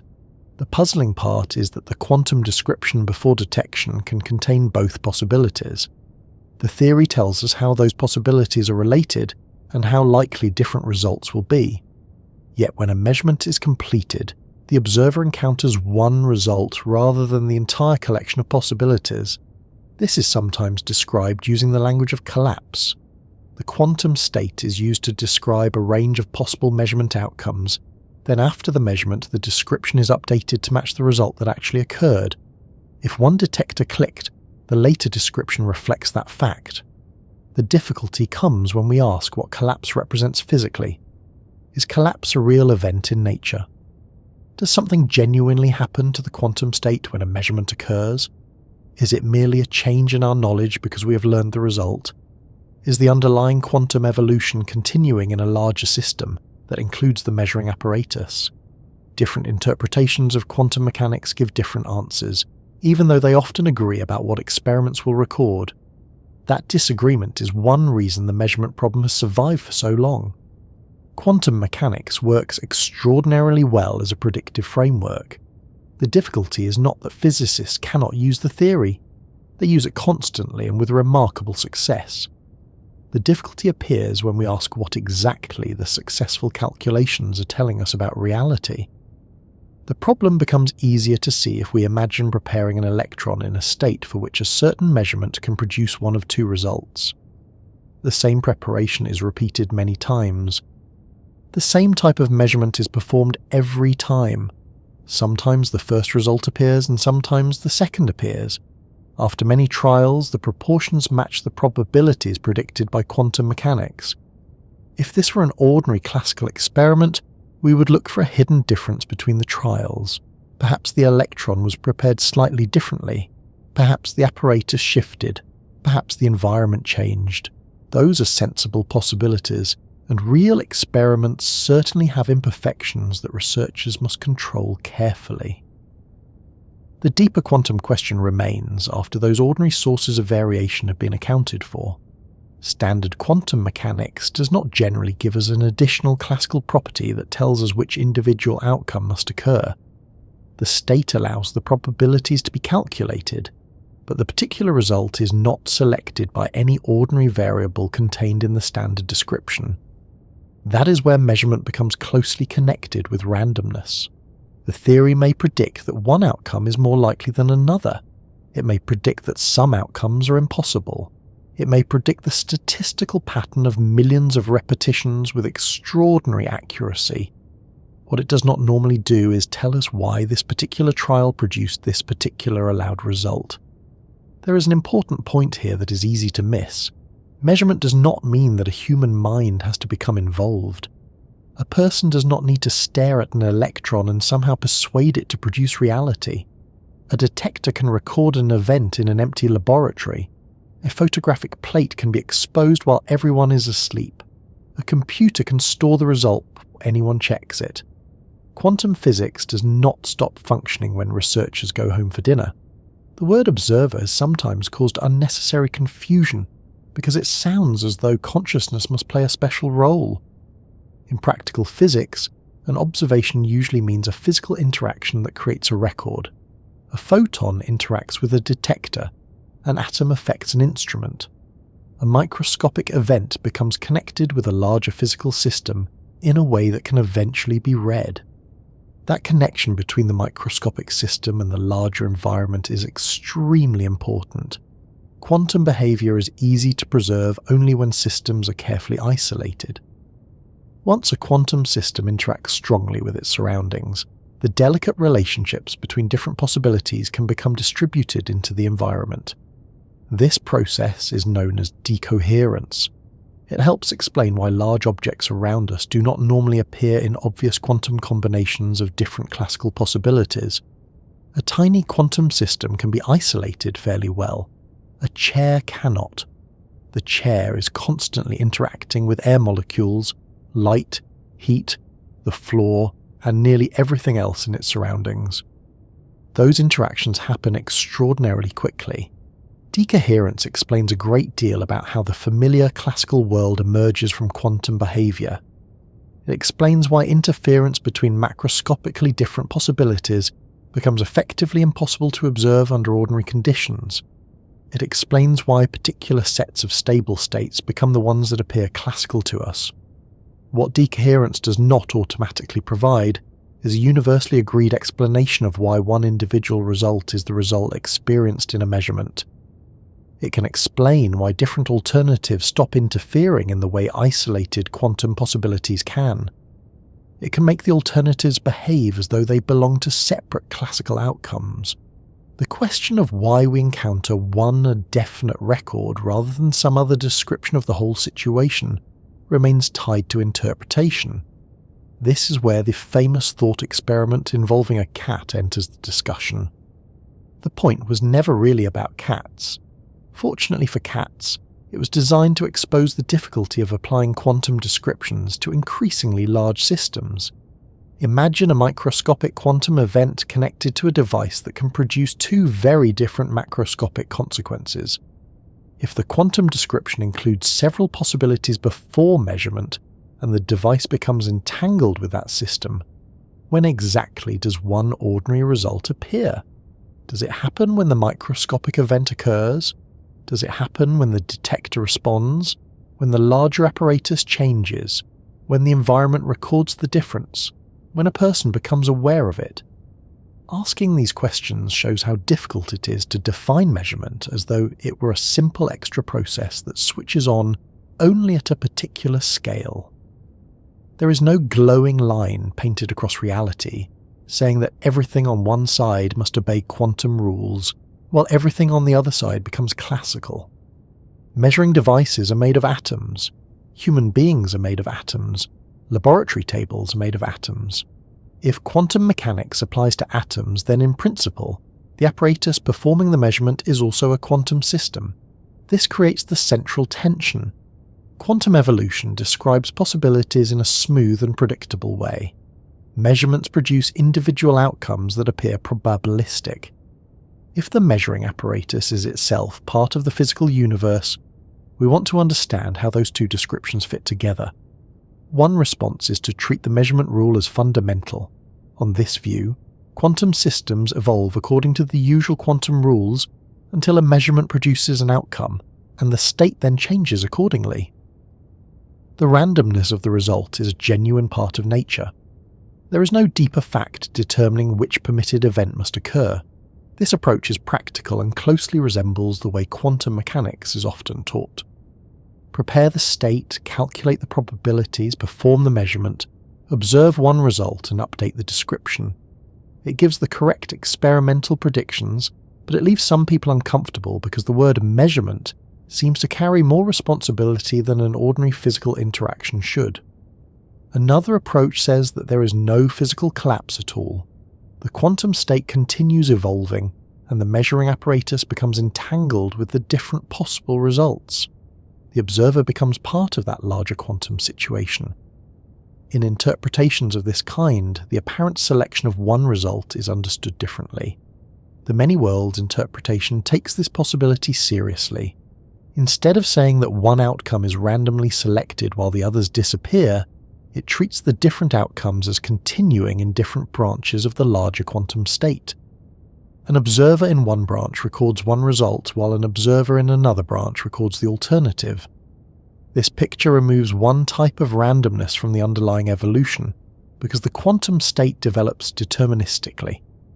But it creates other questions, especially about how probability should be understood if all permitted outcomes occur in different branches. It also produces a very different picture of reality from the ordinary idea that one event occurs and the others simply do not. Another family of interpretations introduces additional variables that determine outcomes while preserving the successful predictions of quantum mechanics. In these approaches, the probabilities may reflect information that observers do not possess rather than fundamental indeterminacy. The details are more subtle than a classical particle carrying a simple, secret instruction card, because experiments place strong restrictions on what hidden variable theories can look like. There are also objective collapse theories. These propose that collapse is a real physical process that occurs spontaneously under certain conditions. Small systems can maintain quantum possibilities, while sufficiently large or complicated situations trigger an actual collapse into one outcome. In such theories, randomness can be built directly into the physical dynamics rather than appearing only when someone performs what we call a measurement. The fact that several interpretations survive does not mean quantum mechanics can predict anything we like. The experimental framework is tightly constrained. Physicists agree to extraordinary precision about what outcomes should be observed. The disagreement concerns what sort of reality produces those observations. That difference is useful to keep in mind because discussions of quantum measurement can easily drift into claims that go far beyond the evidence. Quantum mechanics does not tell us that thoughts create the external world whenever we notice something. It does not tell us that consciousness can freely select whichever physical outcome it prefers. It does not mean that ordinary objects become undefined whenever nobody looks at them. What the theory does tell us is more specific and in some ways more interesting. Quantum states allow several possible measurement outcomes. Those possibilities have precisely calculable probabilities. Experiments produce definite records. The relationship between the quantum description and the appearance of one recorded result is not explained in the same intuitive way that classical physics explains a thermometer revealing an already definite temperature. The situation becomes even stranger when two quantum systems become entangled. Entanglement creates correlations between possible measurement outcomes that cannot be understood simply by assigning each system an ordinary independent state. Measure one system, and the results are connected with what can be found when the other is measured, even when the systems are far apart. At first, it is tempting to explain this using hidden instructions. Imagine preparing two envelopes together and sending them to distant locations. Each envelope already contains a card. Opening one envelope tells you something about what must be inside the other. There is no mystery and no influence travelling between them. The correlation was created when the cards were prepared. Einstein and others hoped that quantum correlations might eventually be understood in some similar way. Perhaps pairs of particles carried hidden information from their common source. Each particle would arrive at the measuring device with definite instructions about how to respond. The measurement would reveal an answer that had effectively been decided in advance. If that were possible, quantum randomness could once again become ordinary hidden information. The detector result would appear unpredictable only because we could not read the particle's private instructions before the measurement. The difficulty is that quantum entanglement allows correlation stronger and stranger than broad classes of such local hidden instruction models can reproduce. This was not obvious when quantum mechanics was first developed. For years, the disagreement could seem like a matter of philosophical preference. One physicist might say the outcome was not determined in advance. Another might say that hidden variables existed but had not yet been discovered. Then a way was found to make the disagreement experimentally meaningful. The key was to ask what statistical relationships would be possible if particles really did carry local predetermined answers. Such theories are restricted in how strongly measurements performed in different places can be correlated. Quantum mechanics predicts situations in which those restrictions can be exceeded. Experiments have repeatedly found the quantum pattern. This does not settle every philosophical question about measurement or prove that every imaginable deterministic theory is impossible. There are deterministic interpretations of quantum mechanics that survive by giving up other classical assumptions, particularly simple locality. What the experiments do is eliminate a very comfortable possibility. We cannot generally explain quantum outcomes by imagining that each particle carries an ordinary local set of hidden answers waiting to be revealed by measurement. Measurement therefore does something more difficult than uncovering a classical secret. The choice of what is measured matters to the structure of the results. The correlations between measurements do not fit the idea that every observable property simply possessed a definite independent value all along in the ordinary classical manner. This brings us back to randomness from a different direction. Earlier we asked whether an unpredictable event might simply depend on information we did not know. quantum measurement tells us that the hidden information explanation cannot be kept in its simplest classical form. Whatever lies underneath the probabilities, if anything does, has to be stranger than a collection of local predetermined properties. There is another aspect of measurement that makes the problem especially difficult. Quantum theory places limits on which properties can be assigned simultaneously with arbitrary precision.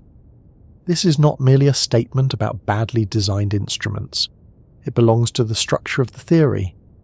In classical physics, we often imagine that a particle has a precise position and precise motion at the same time, even if we cannot measure both perfectly. Quantum mechanics changes the description itself. Certain physical quantities do not behave like ordinary independent numbers waiting to be read. Once again, this does not mean nothing is real until someone checks.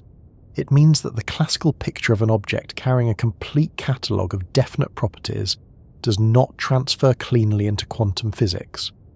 Measurement is therefore not just an awkward technical detail attached to the theory, it is one of the places where the difference between classical and quantum reality becomes most visible. Before measurement, quantum mechanics gives us a structured set of possibilities. During measurement, the system interacts with an apparatus and often with the surrounding environment. After measurement, there is a stable record of one result. The probabilities predict the frequencies of those records with exceptional accuracy. What remains unsettled is the story we tell about how those facts fit together. Perhaps nature genuinely chooses one outcome at random. Perhaps all outcomes persist in a larger quantum reality. Perhaps deeper variables determine the results, but those variables must obey rules very unlike ordinary local classical physics. Perhaps collapse is a real process that has not yet been fully identified. The experiments do not allow us to answer those possibilities merely by preference. Any deeper account has to reproduce the extraordinary statistical structure that quantum mechanics predicts. This is where the search for the source of randomness becomes much sharper. We're no longer simply asking whether particles behave unpredictably. We're asking whether the outcomes were already fixed before measurement, whether the act of measurement creates a genuinely new fact, and whether any hidden explanation can remain compatible with the correlation seen in experiments. For years, those questions seemed almost impossible to test, because hidden information can always be invoked when an individual result surprises us. If one detector clicks instead of another, someone can always suggest that an unseen property determined it. The real breakthrough came from realizing that hidden variables do not only determine individual results, they also constrain the patterns that many separated measurements can produce. Once those constraints were identified, the old argument changed completely. It was no longer enough to say that particles might secretly know what they were going to do.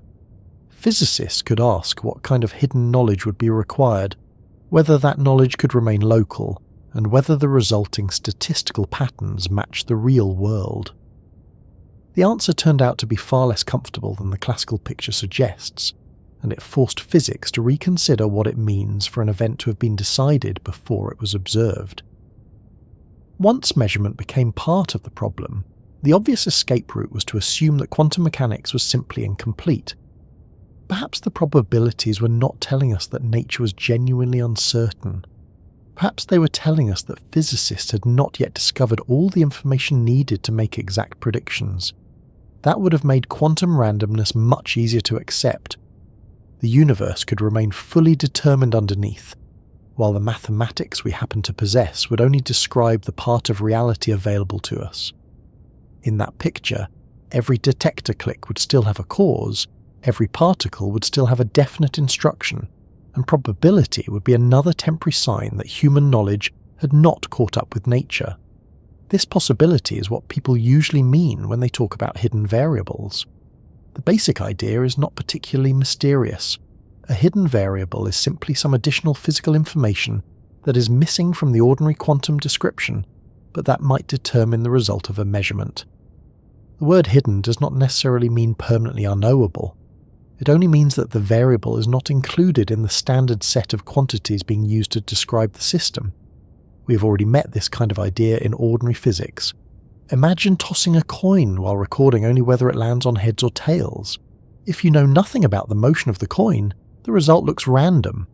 Add information about the launch angle, rotation, speed, air movement, and the way the coin hits the table, and the uncertainty begins to disappear. Those extra details act like hidden variables from the point of view of someone who only sees the final result. It was reasonable to wonder whether quantum mechanics worked in the same way. Perhaps an electron approaching a measuring device possessed additional properties that determined exactly which detector would respond. Quantum mechanics might give only probabilities because those deeper properties were inaccessible. Albert Einstein was one of the most famous physicists to resist the idea that fundamental events should simply occur without deeper determination. His concern was not that probability was mathematically inconvenient. Probability was already a familiar and useful part of physics. The problem was what the probability meant. Einstein could accept probability when it reflected incomplete information. What bothered him was the possibility that a complete physical description might still provide only chances for individual events. The famous remark about God not playing dice with the universe is often quoted as though Einstein rejected quantum mechanics altogether. That is misleading. Einstein recognized the enormous success of quantum theory and contributed to the development of ideas that helped create it. His objection concerned whether the theory was complete as a description of reality. He suspected that something deeper remained underneath. Imagine being given a map that predicts traffic patterns across an entire city extremely well. It can tell you how many cars will probably arrive at a junction each minute and which roads are likely to become busy. Yet when you ask why one particular car turned left rather than right, the map offers only a probability. One possibility is that the driver's choice was genuinely undetermined until the moment of the turn. Another is that the driver already knew where they were going, but your map did not include that information. Einstein hoped quantum mechanics might be more like the second situation. The disagreement became sharper when physicists considered entanglement. Entanglement occurs when quantum systems are prepared in a way that connects their possible measurement results. The systems can then be separated, perhaps by a large distance, while the correlations remain. Suppose a source creates two particles together and sends them in opposite directions. One travels toward a laboratory on the left and the other toward a laboratory on the right. Each laboratory can choose from different ways of measuring its particle. When researchers later compare the results, they find correlations predicted by quantum mechanics. At first, there seems to be a very ordinary explanation. The particles were created together, so perhaps they left the source carrying matching instructions. You can reproduce this idea using envelopes. Imagine preparing pairs of cards. One card from each pair goes into an envelope sent to one person, and the other goes to someone far away. If the cards are prepared in a coordinated way, the people opening the envelopes will discover correlations. There is no need for one envelope to communicate with the other. The answers were decided at the beginning. This is exactly the sort of explanation that makes classical sense. Two separated objects can behave in correlated ways because they share a common history. If two clocks are synchronized and then carried to different rooms, their agreement later does not require a mysterious signal passing between them every second. They were coordinated before they were separated. Einstein strongly preferred explanations that preserved this general idea.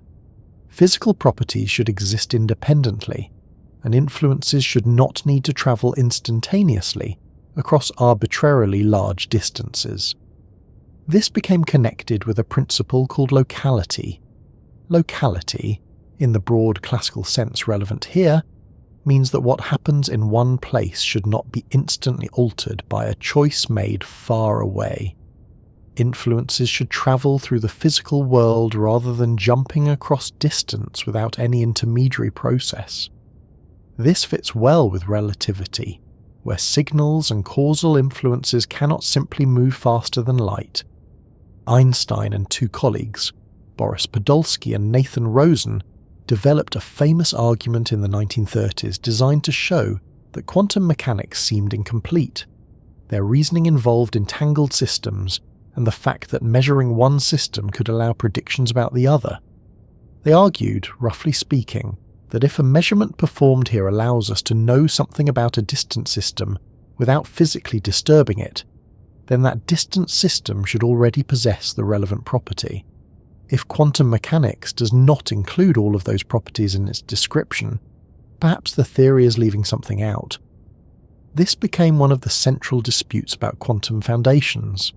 For many years, however, there was a problem. The disagreement seemed difficult to test. Suppose quantum mechanics predicts that certain measurements will be random but correlated. A hidden variable theory might also predict random-looking results, because the observer does not know the hidden variables. Both descriptions could produce the same visible outcomes. One theory might say that the particles decide at measurement. Another might say that the particles knew their answers all along. If the final statistics were identical, how could an experiment distinguish them? That is where John Bell entered the story. Bell was a physicist from Northern Ireland who became interested in the foundations of quantum mechanics, at a time when many physicists preferred simply to use the theory and avoid arguments about what it meant. Quantum mechanics already worked extremely well. It explained atomic behavior, chemistry, lasers, semiconductors, and many other phenomena. For practical purposes, the theory was not waiting to be rescued. Bell was interested in the deeper question anyway. In the 1960s, he discovered a way to turn part of the philosophical disagreement into something experimentally testable. His result is now known as Bell's theorem. The achievement was remarkable because Bell did not try to measure hidden variables directly. Instead, he asked what patterns of correlations would be possible if measurement outcomes were determined by local hidden information. Imagine again that two particles leave a common source carrying instructions. Each particle may later encounter one of several possible measurement settings.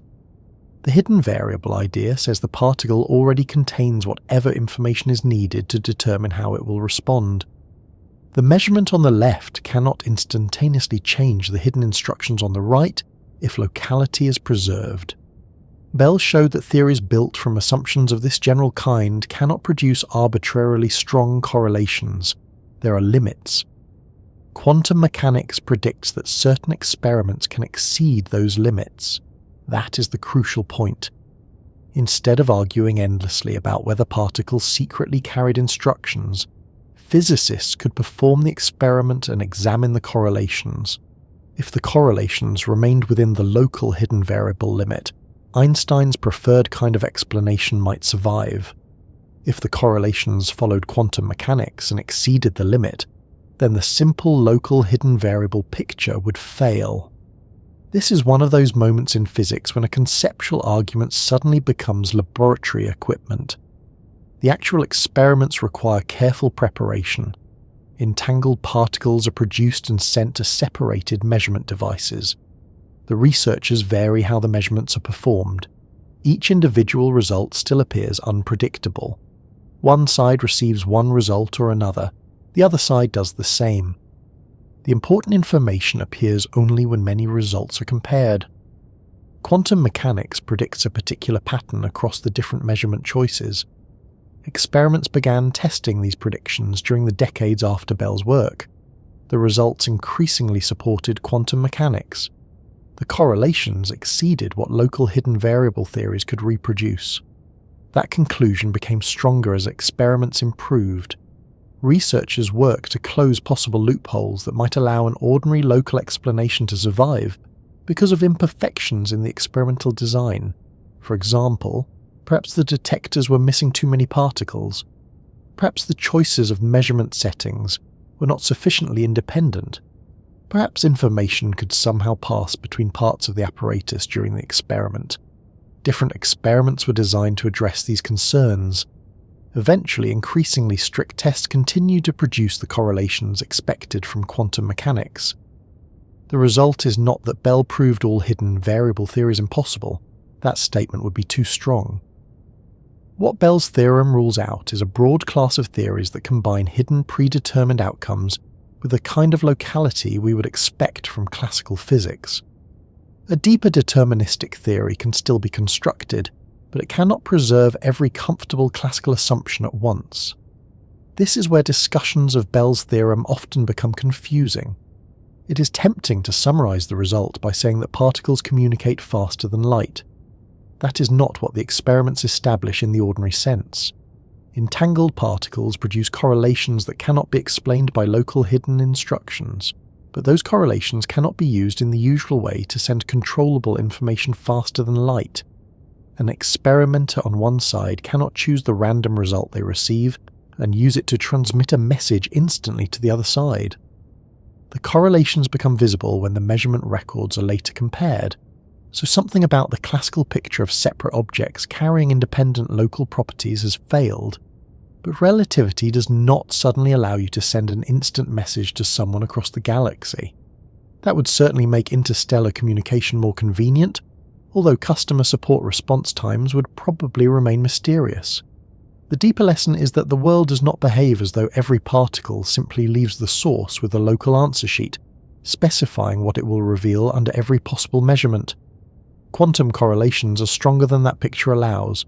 This creates trouble for the most straightforward hidden information explanation of randomness. Remember what we were hoping hidden variables would do. They were supposed to make quantum uncertainty resemble a coin toss. The coin looks random only because we do not know enough about its initial motion.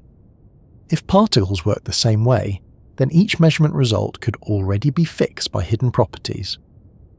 Bell showed that if those hidden properties are local in the classical sense, they cannot reproduce all the quantum predictions. Nature follows the quantum pattern. The old escape route is therefore narrower than it first appeared. There are still ways to preserve determinism. One famous example is the theory associated with David Bohm.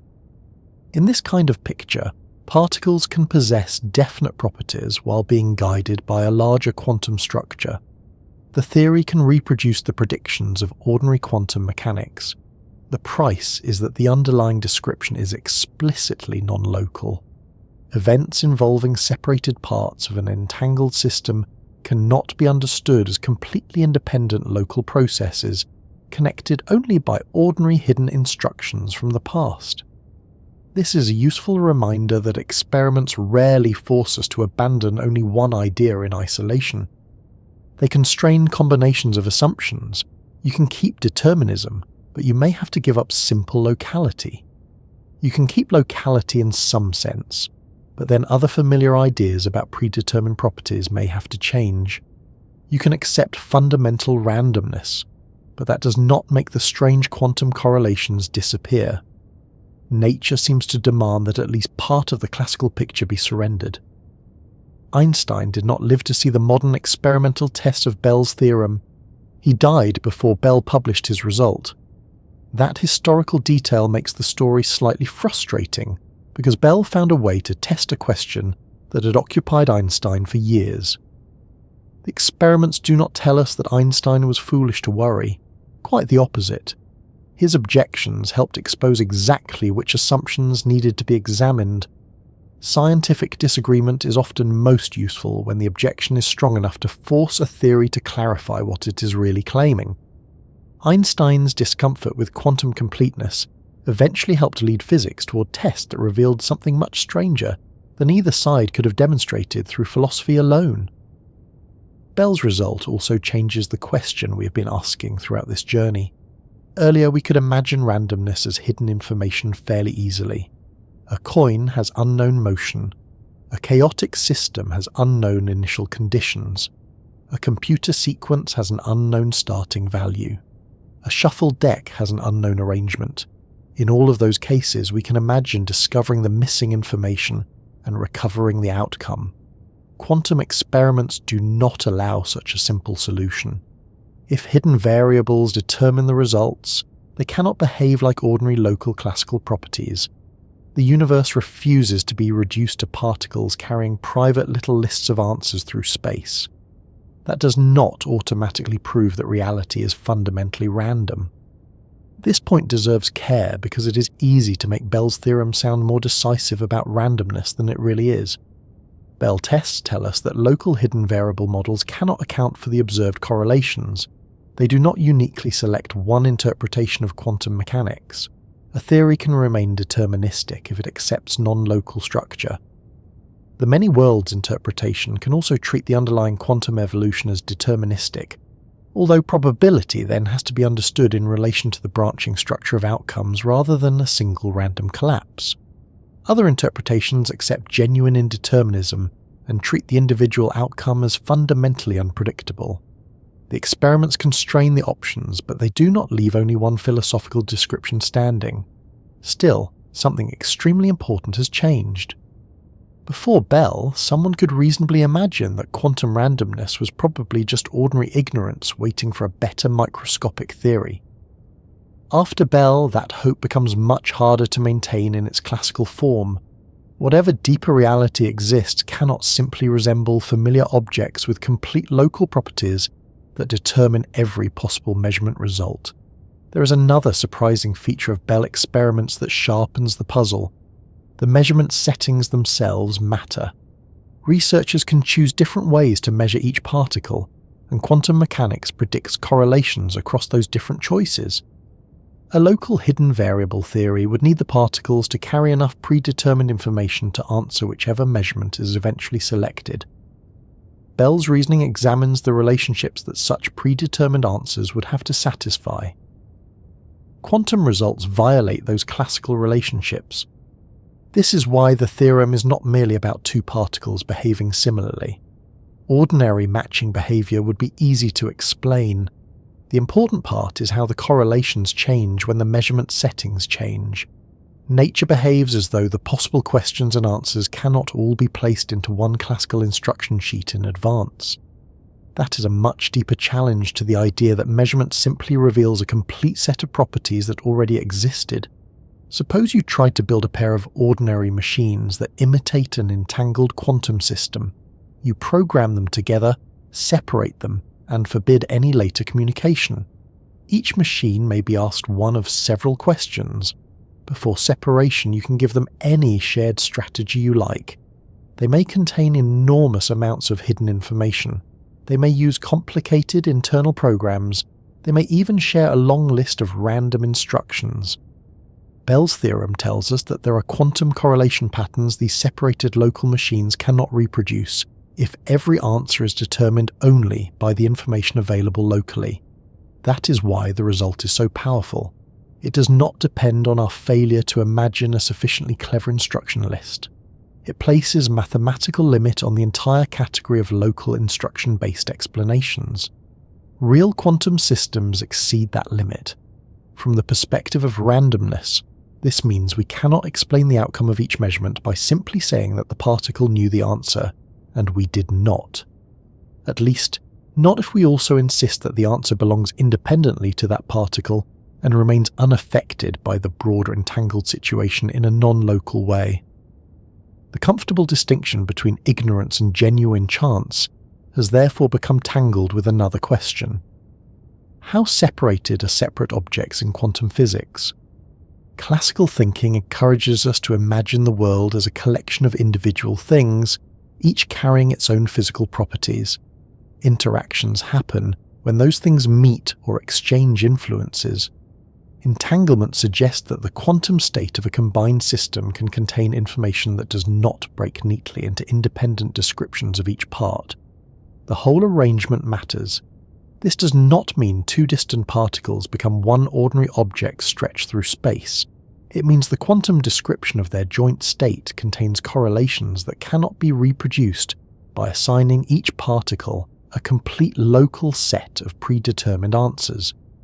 That feature makes the search for the origin of randomness more difficult, because perhaps we were asking the wrong question when we focused entirely on individual particles. Maybe the result is not determined by something hidden inside one particle.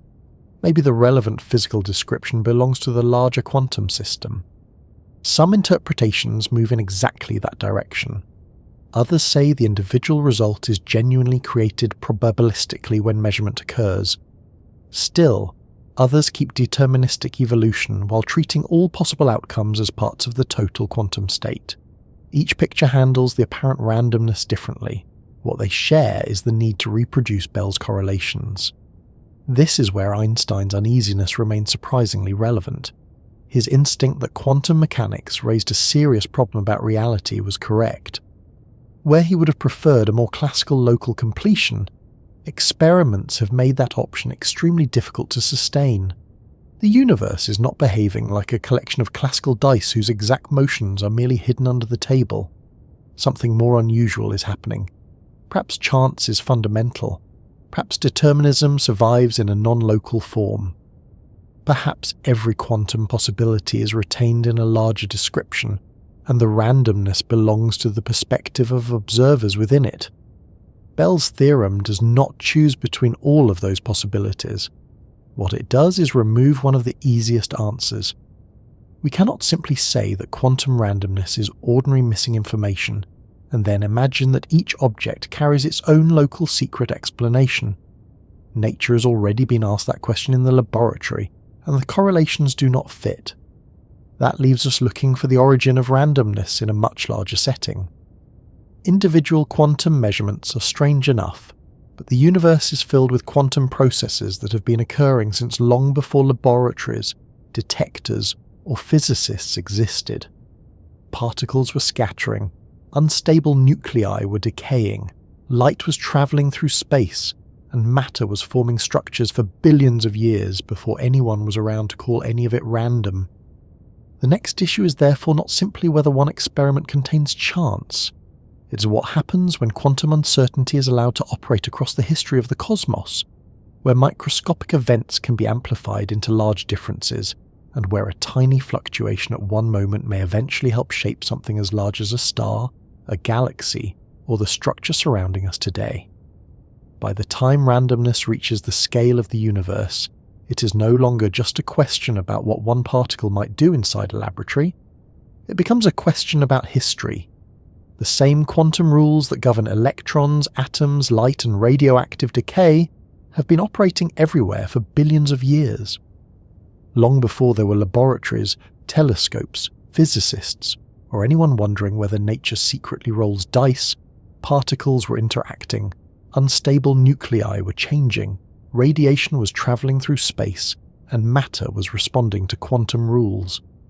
If quantum uncertainty is genuinely part of nature, then randomness has not been sitting quietly at the edge of reality. It has been present through almost the entire story of the cosmos, taking part in events that eventually became stars, galaxies, planets, and everything that now finds itself asking where all of this unpredictability came from. The interesting part is that microscopic uncertainty does not always remain microscopic. Most tiny events have tiny consequences. One photon is absorbed by a grain of dust. One unstable nucleus decays slightly earlier than another. One atom collides with a neighbouring atom, and nothing particularly dramatic follows. In a universe containing an enormous number of particles, most of these events disappear into averages. Large systems are usually very good at smoothing out the behaviour of their smallest parts. A cup of water does not suddenly leap from the table because a few molecules moved unusually. A star does not change its entire structure because one nuclear reaction occurred a moment earlier than expected. When enough particles are involved, individual variations are usually buried beneath the collective behaviour. That is one reason the everyday world looks so stable, even though quantum physics operates underneath everything in it. There are situations, however, where a small difference does not disappear. It can be amplified. We already encountered this when looking at chaotic systems. Two situations can begin almost identically and later develop in very different ways, because a small initial difference grows over time. The same basic idea becomes especially important when we think about the early universe. If quantum physics applied tiny variations during the earlier stages of cosmic history, and later physical processes amplified those variations, then something that began at an unimaginably small scale could eventually influence structures large enough to contain entire galaxies. That possibility is not merely a dramatic way of talking about quantum physics.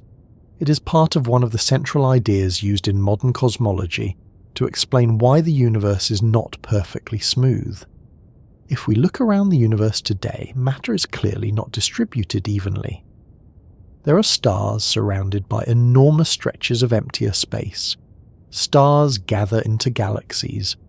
Galaxies gather into groups and clusters. On even larger scales, matter forms a vast network of dense regions, long filaments, and large empty areas. The universe has structure. Yet if we travel backward in our description of cosmic history, the universe becomes hotter, denser, and much more uniform. There was a time before galaxies and stars existed, when matter was spread far more evenly across space. The important detail is that it was not perfectly even. Tiny differences were present. Some regions contained slightly more matter and energy than others. Those small differences gave gravity something to work with. Gravity naturally strengthens differences in density. A region containing slightly more matter has slightly stronger gravitational attraction than its surroundings. That means it can pull in additional material. Once more matter arrives, the region becomes denser, which makes its gravitational pull stronger still. The process continues over enormous stretches of time. What begins as a very small difference can eventually become a large concentration of matter. Stars can form inside those concentrations.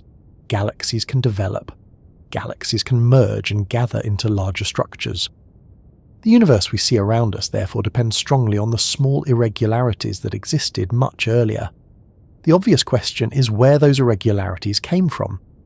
Why was one region slightly denser than another? Why was the early universe not exactly smooth in every direction?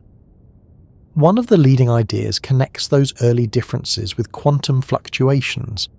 In quantum physics, fields do not behave like perfectly still classical substances. Even in their lowest energy states, quantum fields can display fluctuations. The word fluctuation can sound as though something is simply shaking around randomly in ordinary space, but the actual quantum description is more subtle. For our purposes, the important point is that quantum physics does not naturally give us a completely featureless microscopic universe. Small variations are built into the way quantum fields behave. Under ordinary conditions, those variations would remain associated with extremely small scales. The early universe may have changed that through a period of very rapid expansion often called inflation. According to inflationary models, space expanded enormously during a brief period very early in cosmic history. Distances that had once been microscopic were stretched to scales far larger than anything familiar in laboratory physics. Quantum fluctuations that began small could therefore become associated with regions large enough to influence the later distribution of matter. It is a remarkable idea because it connects the physics of the very small with the structure of the very large. The same quantum framework used to describe tiny particles becomes part of a story about why galaxies eventually formed where they did.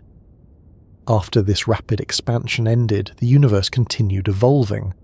The stretched variations were no longer merely microscopic details. They became differences in the distribution of matter and energy across space.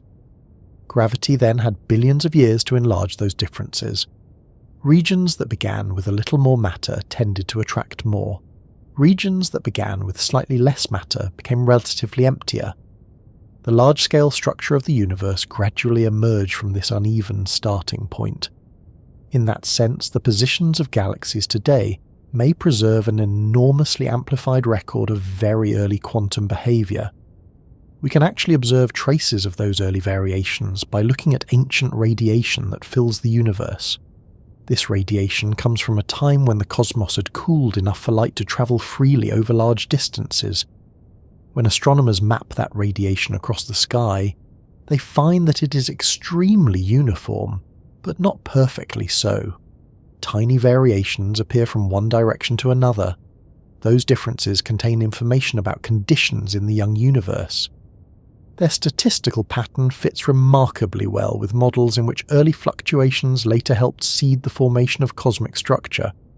What appears today as galaxies separated by vast distances may therefore have roots in tiny irregularities from a much earlier cosmic era. There is an important caution here. Saying that quantum fluctuations helped seed cosmic structure does not automatically prove that the universe is fundamentally random in one particular philosophical sense. Quantum theory can be interpreted in several different ways. Some interpretations treat individual outcomes as genuinely indeterminate. Others preserve deterministic evolution at a deeper level. Some describe many possible outcomes as continuing in different branches of a larger quantum state. Others introduce additional variables that select particular outcomes. These interpretations can disagree profoundly about what is happening underneath, while still producing many of the same observable predictions. Cosmology tells us that quantum physics matters to the early universe. It does not by itself settle every debate about what quantum probability ultimately means. Even with that qualification, the consequences are extraordinary.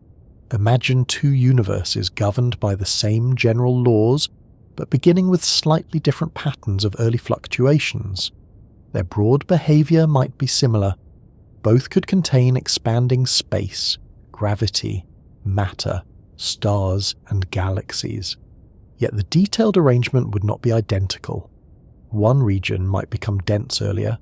A galaxy might form in a different location. Two galaxies might collide at a different time.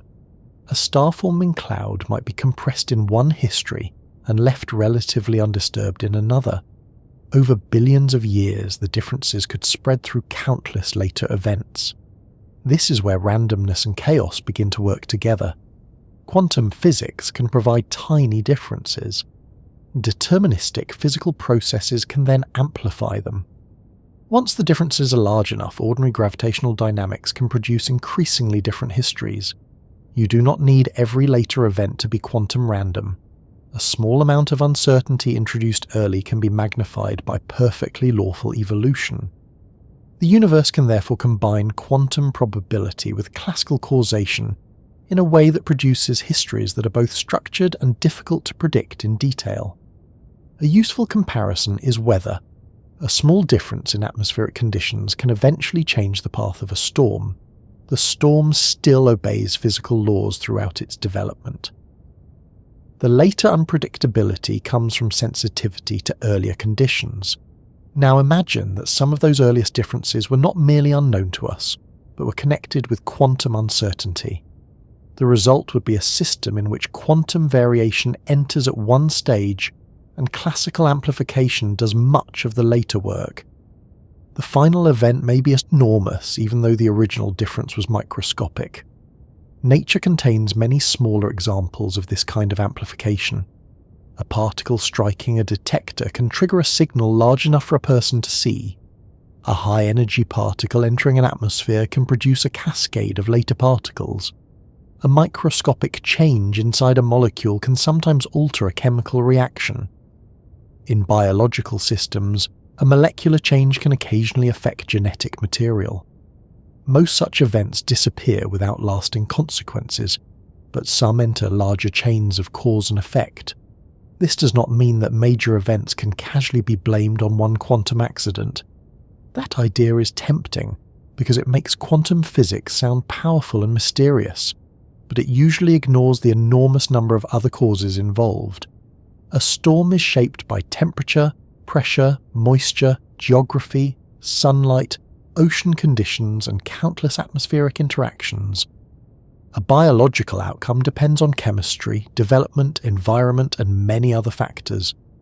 A historical event involves people, institutions, decisions, resources, and circumstances.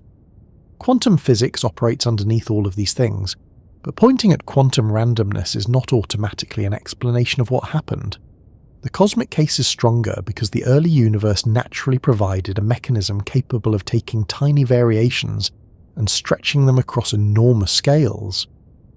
The connection is built into the physical models used to describe the formation of structure. Even there, however, the laws remain essential. Randomness does not replace physical law. It operates within it. The fluctuations have particular statistical properties. Gravity responds in a particular way. Matter behaves according to consistent interactions. The result is not an anything can happen universe.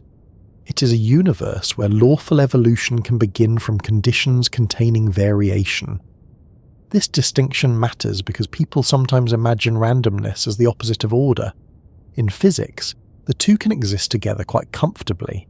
A radioactive sample contains individual decay events whose exact timing may be unpredictable in the standard quantum description, yet a large sample follows a highly regular statistical pattern.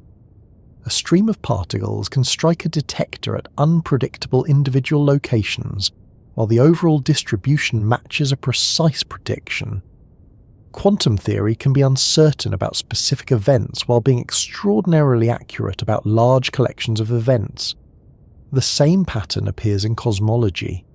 A theory may not predict the exact detailed arrangement of every galaxy from first principles, but it can predict statistical properties of the distribution. It can say how strong early variations should be across different scales. It can predict the broad pattern of clustering. Observations can then test those predictions. A universe containing quantum uncertainty can still be highly predictable in a statistical sense. That gives us a different way to think about what a physical law does. We often imagine a law as something that specifies one exact future. Give the law the present state, and it tells you what happens next. Quantum physics suggests that a fundamental law may instead specify the structure of possibilities and the probabilities associated with them.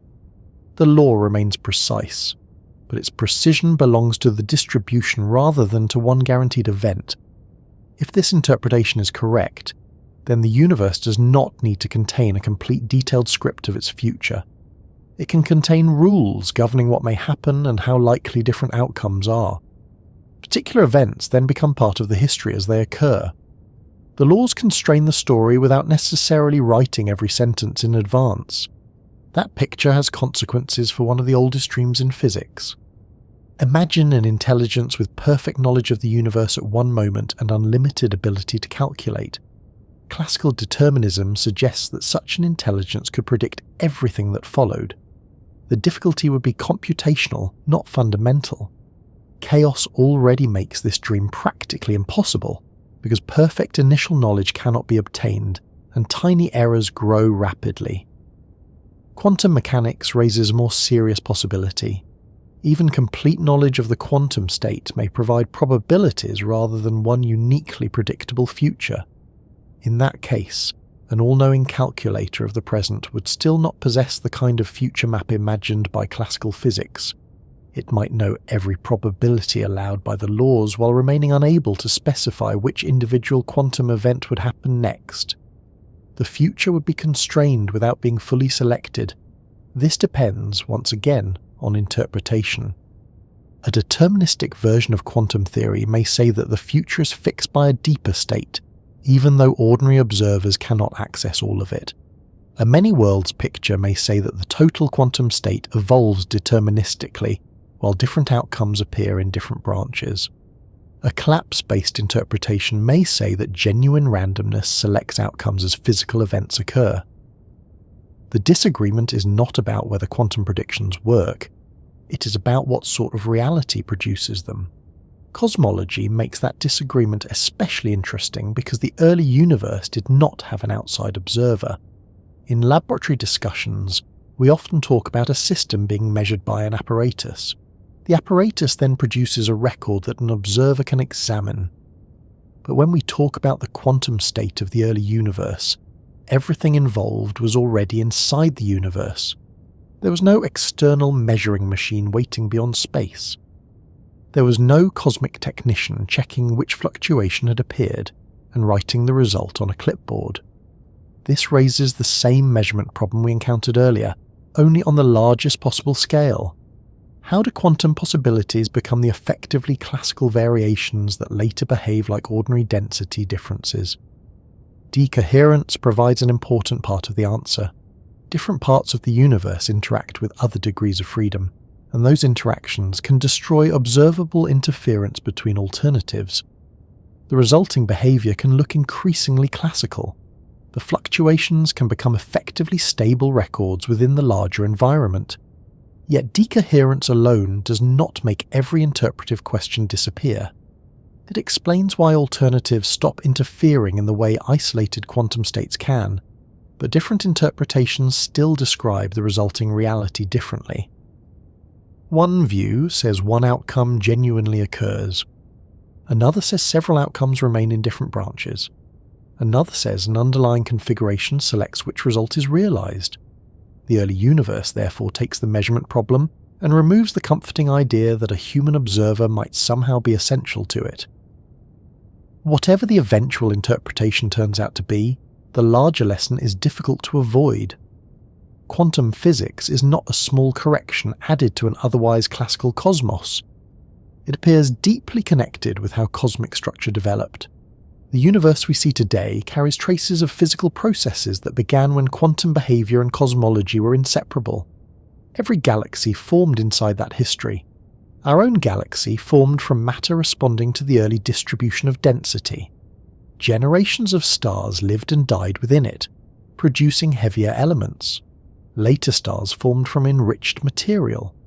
Around one of those stars, a disk of gas and dust eventually became planets. One of those planets became Earth. None of this means that a single quantum fluctuation can be followed neatly from the early universe to a particular tree, person, or cup of tea. The chain of causes becomes far too complicated for that. But the broad cosmic environment in which all of those later events became possible was shaped by structures whose earlier seeds may have been quantum. This gives the idea of cosmic randomness a much more concrete meaning. It does not mean that the universe is disorganized. It does not mean that laws fail whenever chance appears. It means that the detailed arrangement of reality may depend partly on events or fluctuations that are described probabilistically at a fundamental level. A different realization of those early fluctuations could have produced a different detailed cosmos, while preserving the same general physical laws. Galaxies might still form, but not in exactly the same places. Stars might still ignite, but their environments and histories would differ. The broad statistical character of the universe could remain similar while the precise arrangement changed. That is very different from the idea of a universe with no structure. It is closer to a universe whose laws determine the range and character of possible histories without necessarily selecting every detail in advance. There is something particularly interesting about the fact that randomness can disappear at one scale and return at another. Individual quantum events may be unpredictable. Huge numbers of them average into stable behavior. That stable behavior can then enter a chaotic system, where tiny differences are amplified again. The boundary between random and predictable is therefore not fixed. It depends on scale, context, and what kind of question we're asking. A gas behaves predictably, even though its particles move in complicated ways. A radioactive sample decays regularly, even though individual nuclei do not provide appointment times. A galaxy follows gravitational dynamics, even though the density variations that helped seed it may trace back to quantum fluctuations. Reality repeatedly moves between probability and regularity. Perhaps that is why randomness has been so difficult to place neatly into one category. At one moment it looks like ignorance. At another, it looks like chaos. At another, it appears inside the quantum rules themselves. Then larger numbers smooth it away, only for amplification to make small differences important again later. By the time we look across cosmic history, the question is no longer simply whether one event is predictable. We have to ask what kind of predictability we expect from the universe in the first place. Perhaps physics was never required to provide one detailed future. Perhaps its deeper job is to describe the structure connecting possible events, the probabilities that govern them, and the laws that shape what happens once those events become part of history. The evidence we have does not allow us to say with complete confidence that reality contains irreducible randomness, and that no deeper description will ever replace it. Science has learned to be careful about declaring any current theory the final layer of nature. Quantum mechanics is extraordinarily successful, but history gives us plenty of examples of successful theories later becoming parts of broader frameworks. At the same time, the old classical solution has become much harder to defend in its simplest form. Bell experiments have ruled out broad classes of local hidden variable explanations. Quantum probabilities appear in systems too simple to blame on ordinary complexity. Cosmology suggests that quantum fluctuations may have influenced the large-scale structure of the universe. We can no longer comfortably assume that every unpredictable event is simply a coin toss whose motion we have failed to measure. That leaves us with a final possibility to examine. Maybe randomness really is fundamental. Perhaps there is no machinery underneath deciding every individual outcome. Perhaps probability is one of the basic features of physical law. Or perhaps quantum mechanics is still showing us only the surface, and what appears random from our level of description is determined by a deeper structure that does not resemble classical hidden variables at all. After following randomness from everyday uncertainty into chaos, quantum measurement, entanglement, and the history of the universe, the remaining question is whether we have reached the bottom of the explanation or whether reality has one more layer hidden underneath. After following randomness from coins and shuffled cards into chaotic systems, quantum measurements, entanglement, and the early universe, we arrive at the question that has been waiting underneath everything else. Is randomness actually one of the basic ingredients of reality? Or does it only appear fundamental because we have not yet discovered what lies beneath quantum mechanics? At first, this sounds like a choice between two simple possibilities. Either the universe truly contains events that are not determined in advance, or every event has a deeper cause that remains hidden from us. The difficulty is that modern physics has made both possibilities far stranger than those simple descriptions suggest. The old classical idea of hidden information has run into serious experimental problems, while the idea of fundamental chance raises questions of its own. We have reached a point where the universe seems willing to give us excellent predictions, while remaining remarkably reluctant to explain why one individual possibility becomes the event that actually occurs.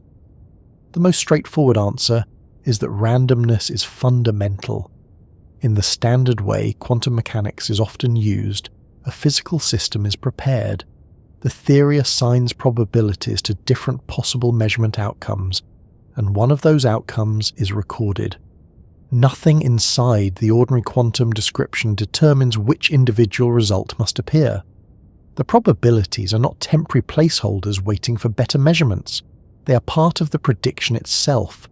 Repeat the experiment many times and the statistical pattern becomes extremely reliable, but the next individual result remains uncertain. If that description is complete, then nature contains genuine chance.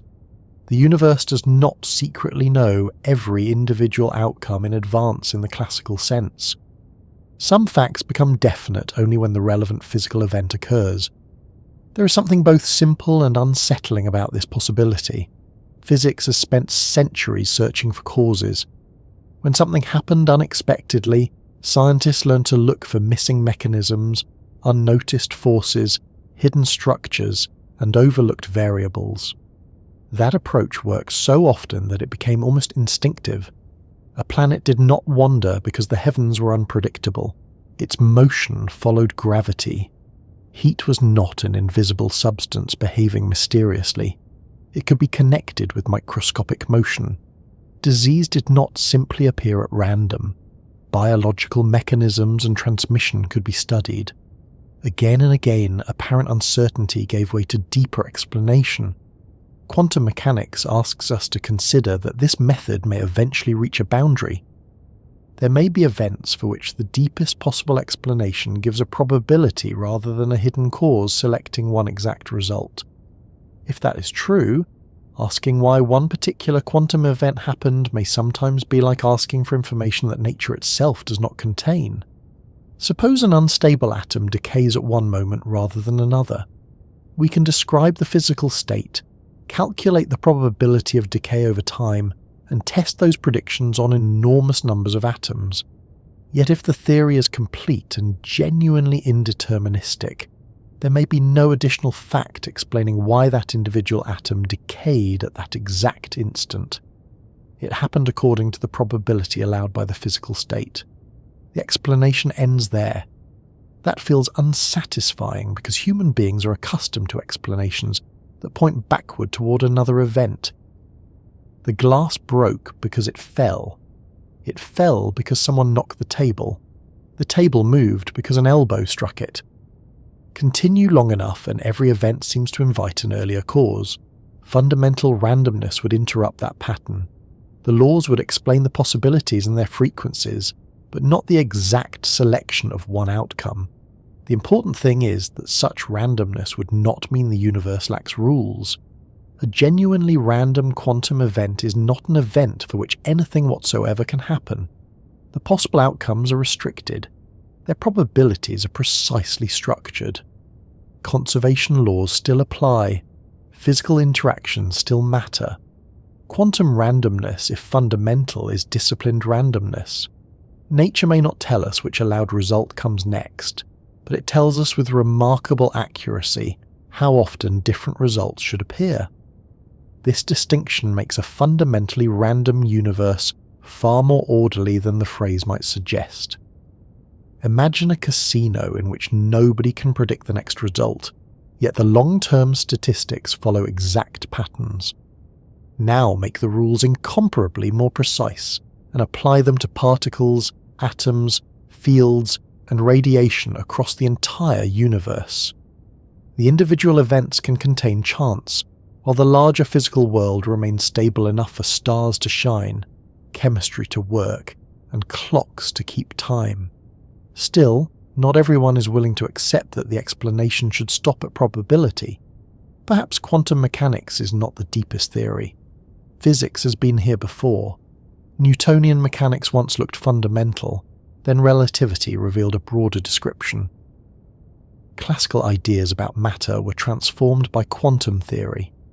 It would be bold to assume that the theories we possess today must represent the final layer of reality.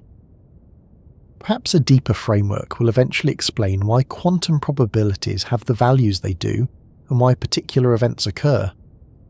The difficulty is that any deeper theory cannot simply return us to the comfortable classical world we began with. Bell experiments have already made that route much harder. A theory in which particles carry ordinary local hidden instructions cannot reproduce the full pattern of quantum correlations observed in nature. If deeper variables exist, they must behave in ways that abandon at least some of our classical expectations. One option is to keep determinism while giving up simple locality. In such a theory, the state of a quantum system can include deeper information that determines outcomes, but distant parts of an entangled system cannot be treated as completely independent objects carrying only local instructions. The underlying reality has connections that do not resemble ordinary classical mechanisms. This may sound like replacing one mystery with another, and to some extent it is. The reward is determinism. Every event can still be fixed by the complete underlying state. The price is that reality becomes non-local in a way that classical intuition strongly resists. A deterministic hidden variable theory therefore does not make quantum mechanics ordinary again. It does not turn an electron into a tiny billiard ball with a secret number written inside. The deeper structure has to reproduce interference, entanglement, and Bell correlations. Whatever is hiding beneath the surface must be at least as strange as the quantum behavior we already observe. Another possibility removes randomness in a completely different way. Instead of adding hidden variables that select one outcome, perhaps no outcome is ever uniquely selected at the fundamental level. The larger quantum state could continue evolving in a deterministic way, while different possible outcomes become associated with different branches. In this kind of interpretation, the quantum description does not collapse into one result. The measuring apparatus becomes connected with the possibilities. An observer who measures the system becomes connected with them as well. From the perspective of each resulting branch, one definite outcome has occurred. At the level of the entire quantum state, however, the alternatives remain part of the physical description. This changes the question about randomness dramatically. Instead of asking why nature chose one result and rejected the others, We ask why an observer experiences uncertainty before measurement if every allowed result belongs somewhere in the larger quantum reality. Probability does not disappear. It has to be explained differently. An observer still expects some outcomes more strongly than others, according to the usual quantum rules. The challenge is understanding why those probabilities make sense when the fundamental evolution itself may be deterministic. For some physicists, this is an attractive price to pay because it removes the need for a special random collapse process. For others, the idea of a vast branching quantum reality is a much larger commitment than simply accepting that measurements have random outcomes. The same experimental predictions can therefore support very different pictures of what exists. There are also approaches in which collapse is treated as a genuine physical process. Instead of saying that ordinary quantum evolution continues forever, or that measurement introduces a vaguely defined special rule, these theories propose that quantum states can spontaneously produce definite outcomes under particular conditions. Randomness then becomes part of the physical dynamics itself. Such ideas are interesting because they could, in principle, differ experimentally from ordinary quantum mechanics in certain regimes. If collapse is a real physical process, there may be scales or systems where its effects can be tested. Researchers continue exploring ways of checking whether quantum superpositions persist exactly as standard theory predicts, or whether some additional mechanism eventually intervenes. This is a useful reminder that questions about the foundations of physics are not always permanently trapped in philosophy. Bell's theorem once transformed an argument about hidden variables into something laboratories could test. Future experiments may do the same for other interpretations or modifications of quantum theory. There is also the possibility that quantum mechanics itself emerges from something deeper that does not resemble any of our current interpretations. Perhaps probability is not fundamental, but neither are particles, fields, space, or even time in the forms we currently use. A future theory of quantum gravity may reorganize the problem completely. This would not be unusual in the history of science. Questions that appear fundamental within one framework can change when a deeper framework arrives. People once asked how forces acted through absolute space. Relativity changed what space and time meant. Questions about heat changed when statistical mechanics connected temperature with microscopic behavior. A deeper theory does not always answer the old question directly. Sometimes it shows that the question was built from assumptions that no longer apply. Perhaps randomness will eventually be understood in that way. We may discover that asking whether an individual event was determined or random is too crude at the deepest level. The fundamental description could involve relationships, information, geometry, quantum states, or structures for which our ordinary distinction between fixed and random is only an approximate concept that emerges at larger scales. There are already hints that ideas such as information may be unusually important in fundamental physics. Quantum theory places strict limits on what information can be known, copied, and shared between systems. Entanglement describes correlations that cannot be reduced to ordinary local properties. Black hole physics has raised deep questions about whether information can ever be destroyed. Attempts to understand quantum gravity frequently bring information and geometry into close contact. None of this currently gives us a confirmed mechanism explaining where randomness comes from. It does suggest that randomness may eventually have to be understood as part of a larger structure, rather than as a mysterious generator somewhere inside a particle. This brings us to an important question that sounds almost childish but is surprisingly difficult. What would a random event actually look like from outside the universe? Suppose reality truly contains fundamental chance. At one moment, several outcomes are physically possible. At the next moment one occurs. What makes that transition happen? There may simply be no deeper answer. Fundamental things do not receive explanations from something below them, because by definition, there is nothing below them. If randomness is fundamental, then asking what causes the random choice may be similar to asking what mechanism causes the basic laws of physics to be the laws they are. At some point, every explanatory chain may have to stop. Scientists are understandably reluctant to stop too early. Declaring something fundamental can become a way of hiding ignorance behind an impressive word. The sensible approach is to continue testing. Search for deviations from quantum predictions. Test entanglement more carefully. Place larger systems into quantum states. Improve control over decoherence. Look for evidence of collapse mechanisms. Develop theories of quantum gravity and ask whether quantum probability changes within them. At the same time, we have to respect what experiments already tell us. The universe has been remarkably uncooperative with attempts to restore the simplest classical picture. Bell tests have repeatedly supported quantum correlations that local hidden variable models cannot reproduce. Quantum interference appears in increasingly controlled systems. Random-looking measurement outcomes continue to follow precise quantum statistics. The deeper we examine the problem, the less it resembles an ordinary coin whose motion we simply forgot to measure. This does not prove that determinism is dead. It tells us that determinism, if it survives, has to survive in a stranger form. That may be the most useful conclusion we can reach. The choice is not between a perfectly ordinary deterministic universe and a completely lawless random one. Modern physics offers more complicated possibilities. Reality might be genuinely indeterministic. It might be deterministic but non-local. It might contain a larger quantum state in which all outcomes persist. It might include a physical collapse mechanism. It might emerge from a deeper framework that changes what randomness means. Experiments narrow the possibilities, but they have not yet left us with one uncontested picture. This uncertainty about the foundations of quantum mechanics is sometimes presented as a weakness, but it is worth seeing the other side.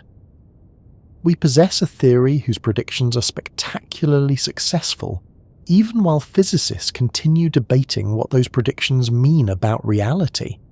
That is unusual, but not embarrassing. It tells us that nature has given us reliable access to its behavior before giving us an equally intuitive story about what is happening underneath. There is a practical irony here. We can build devices that depend on quantum behavior even while arguing about whether the underlying events are genuinely random.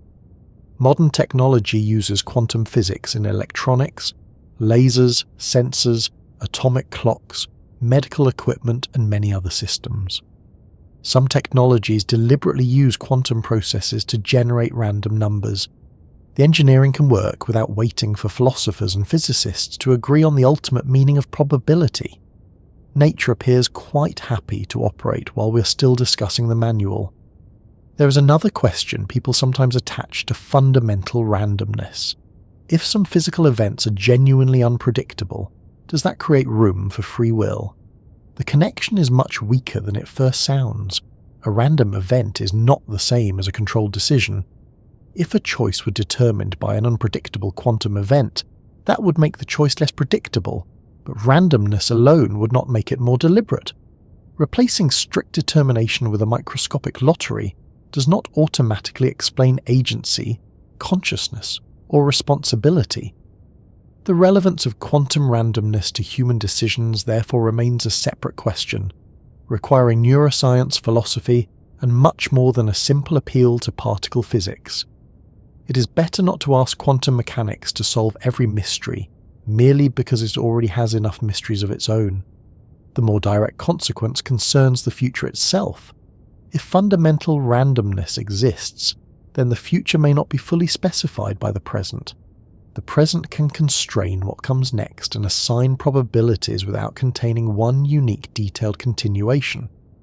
Reality would develop through events whose possibilities are lawful, but whose individual outcomes are not all fixed beforehand.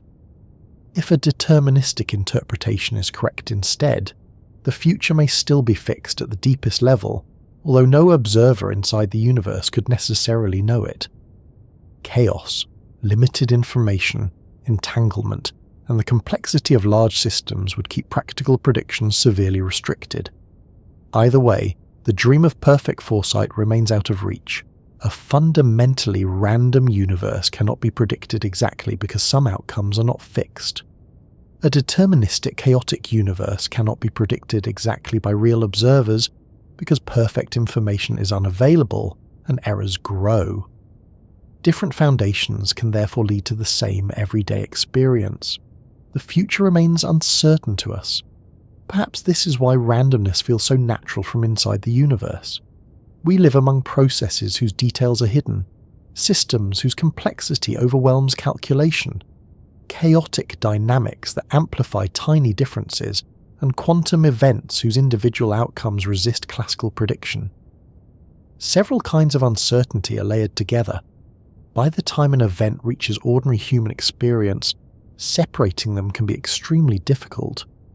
A storm tomorrow may be uncertain because the atmosphere is chaotic. A card from a shuffled deck may be uncertain because we do not know its position. A radioactive decay may be uncertain for reasons tied directly to quantum theory. A galaxy's detailed history may depend on early variations combined with billions of years of gravitational evolution. The single word random is doing a remarkable amount of work. That brings us back to the question we began with. Where does reality get its randomness from? There is no single answer because not all randomness has the same source. Some comes from missing information, some comes from complexity, some comes from chaos and sensitivity to initial conditions. Some appears in quantum mechanics in a way that cannot be reduced to ordinary local hidden instructions. At the largest scales, quantum variation may have been amplified into part of the structure of the cosmos itself. The deepest layer remains open. Quantum probabilities may be fundamentally random, or they may emerge from a deeper deterministic description that looks nothing like classical mechanics. Current experiments tell us what many simple explanations cannot be. They have not yet given us unanimous agreement about what reality finally is. That is not a disappointing place to arrive, it is a more honest one. Physics often advances by replacing a simple mystery with a more precise question. We began by wondering whether random events merely hide their causes. We discovered that sometimes they do. We learned that deterministic systems can become unpredictable through chaos. We then found quantum probabilities that behave differently, measurements that produce one definite record from several possible outcomes, entangled systems whose correlations resist local hidden explanations, and early cosmic fluctuations that may have helped shape galaxies. The original question has not vanished. It has become sharper. Perhaps one day a deeper theory will show that what we call chance is the visible result of hidden structure. Perhaps experiments will continue strengthening the case that irreducible probability is simply part of how nature works. Perhaps the distinction itself will eventually be replaced by a description we do not yet have. For now, when a quantum event occurs somewhere in the universe, we can calculate what outcomes are allowed and how likely they are. We can test those predictions with extraordinary precision. What we cannot always do is point to a familiar hidden mechanism and say that this is why one particular outcome had to happen. Reality follows rules, but those rules may not always be instructions for one predetermined future. They may instead describe a set of possibilities and the way those possibilities are distributed. Whether something deeper selects among them remains one of the most important unanswered questions in fundamental physics. And after spending all this time looking for the source of randomness, there is something quietly appropriate about not knowing exactly which answer nature will ultimately give us. We have ruled out some possibilities, made others stranger, and learned that uncertainty itself comes in several very different forms. The universe may contain genuine chance, hidden determination, or a deeper structure for which those two ideas are only approximations. What we do know is that randomness is not simply scientific shorthand for confusion. It has become a precise experimental problem woven through quantum physics and cosmology, and somewhere beneath those probabilities may lie either the end of the explanation or the beginning of a much deeper one.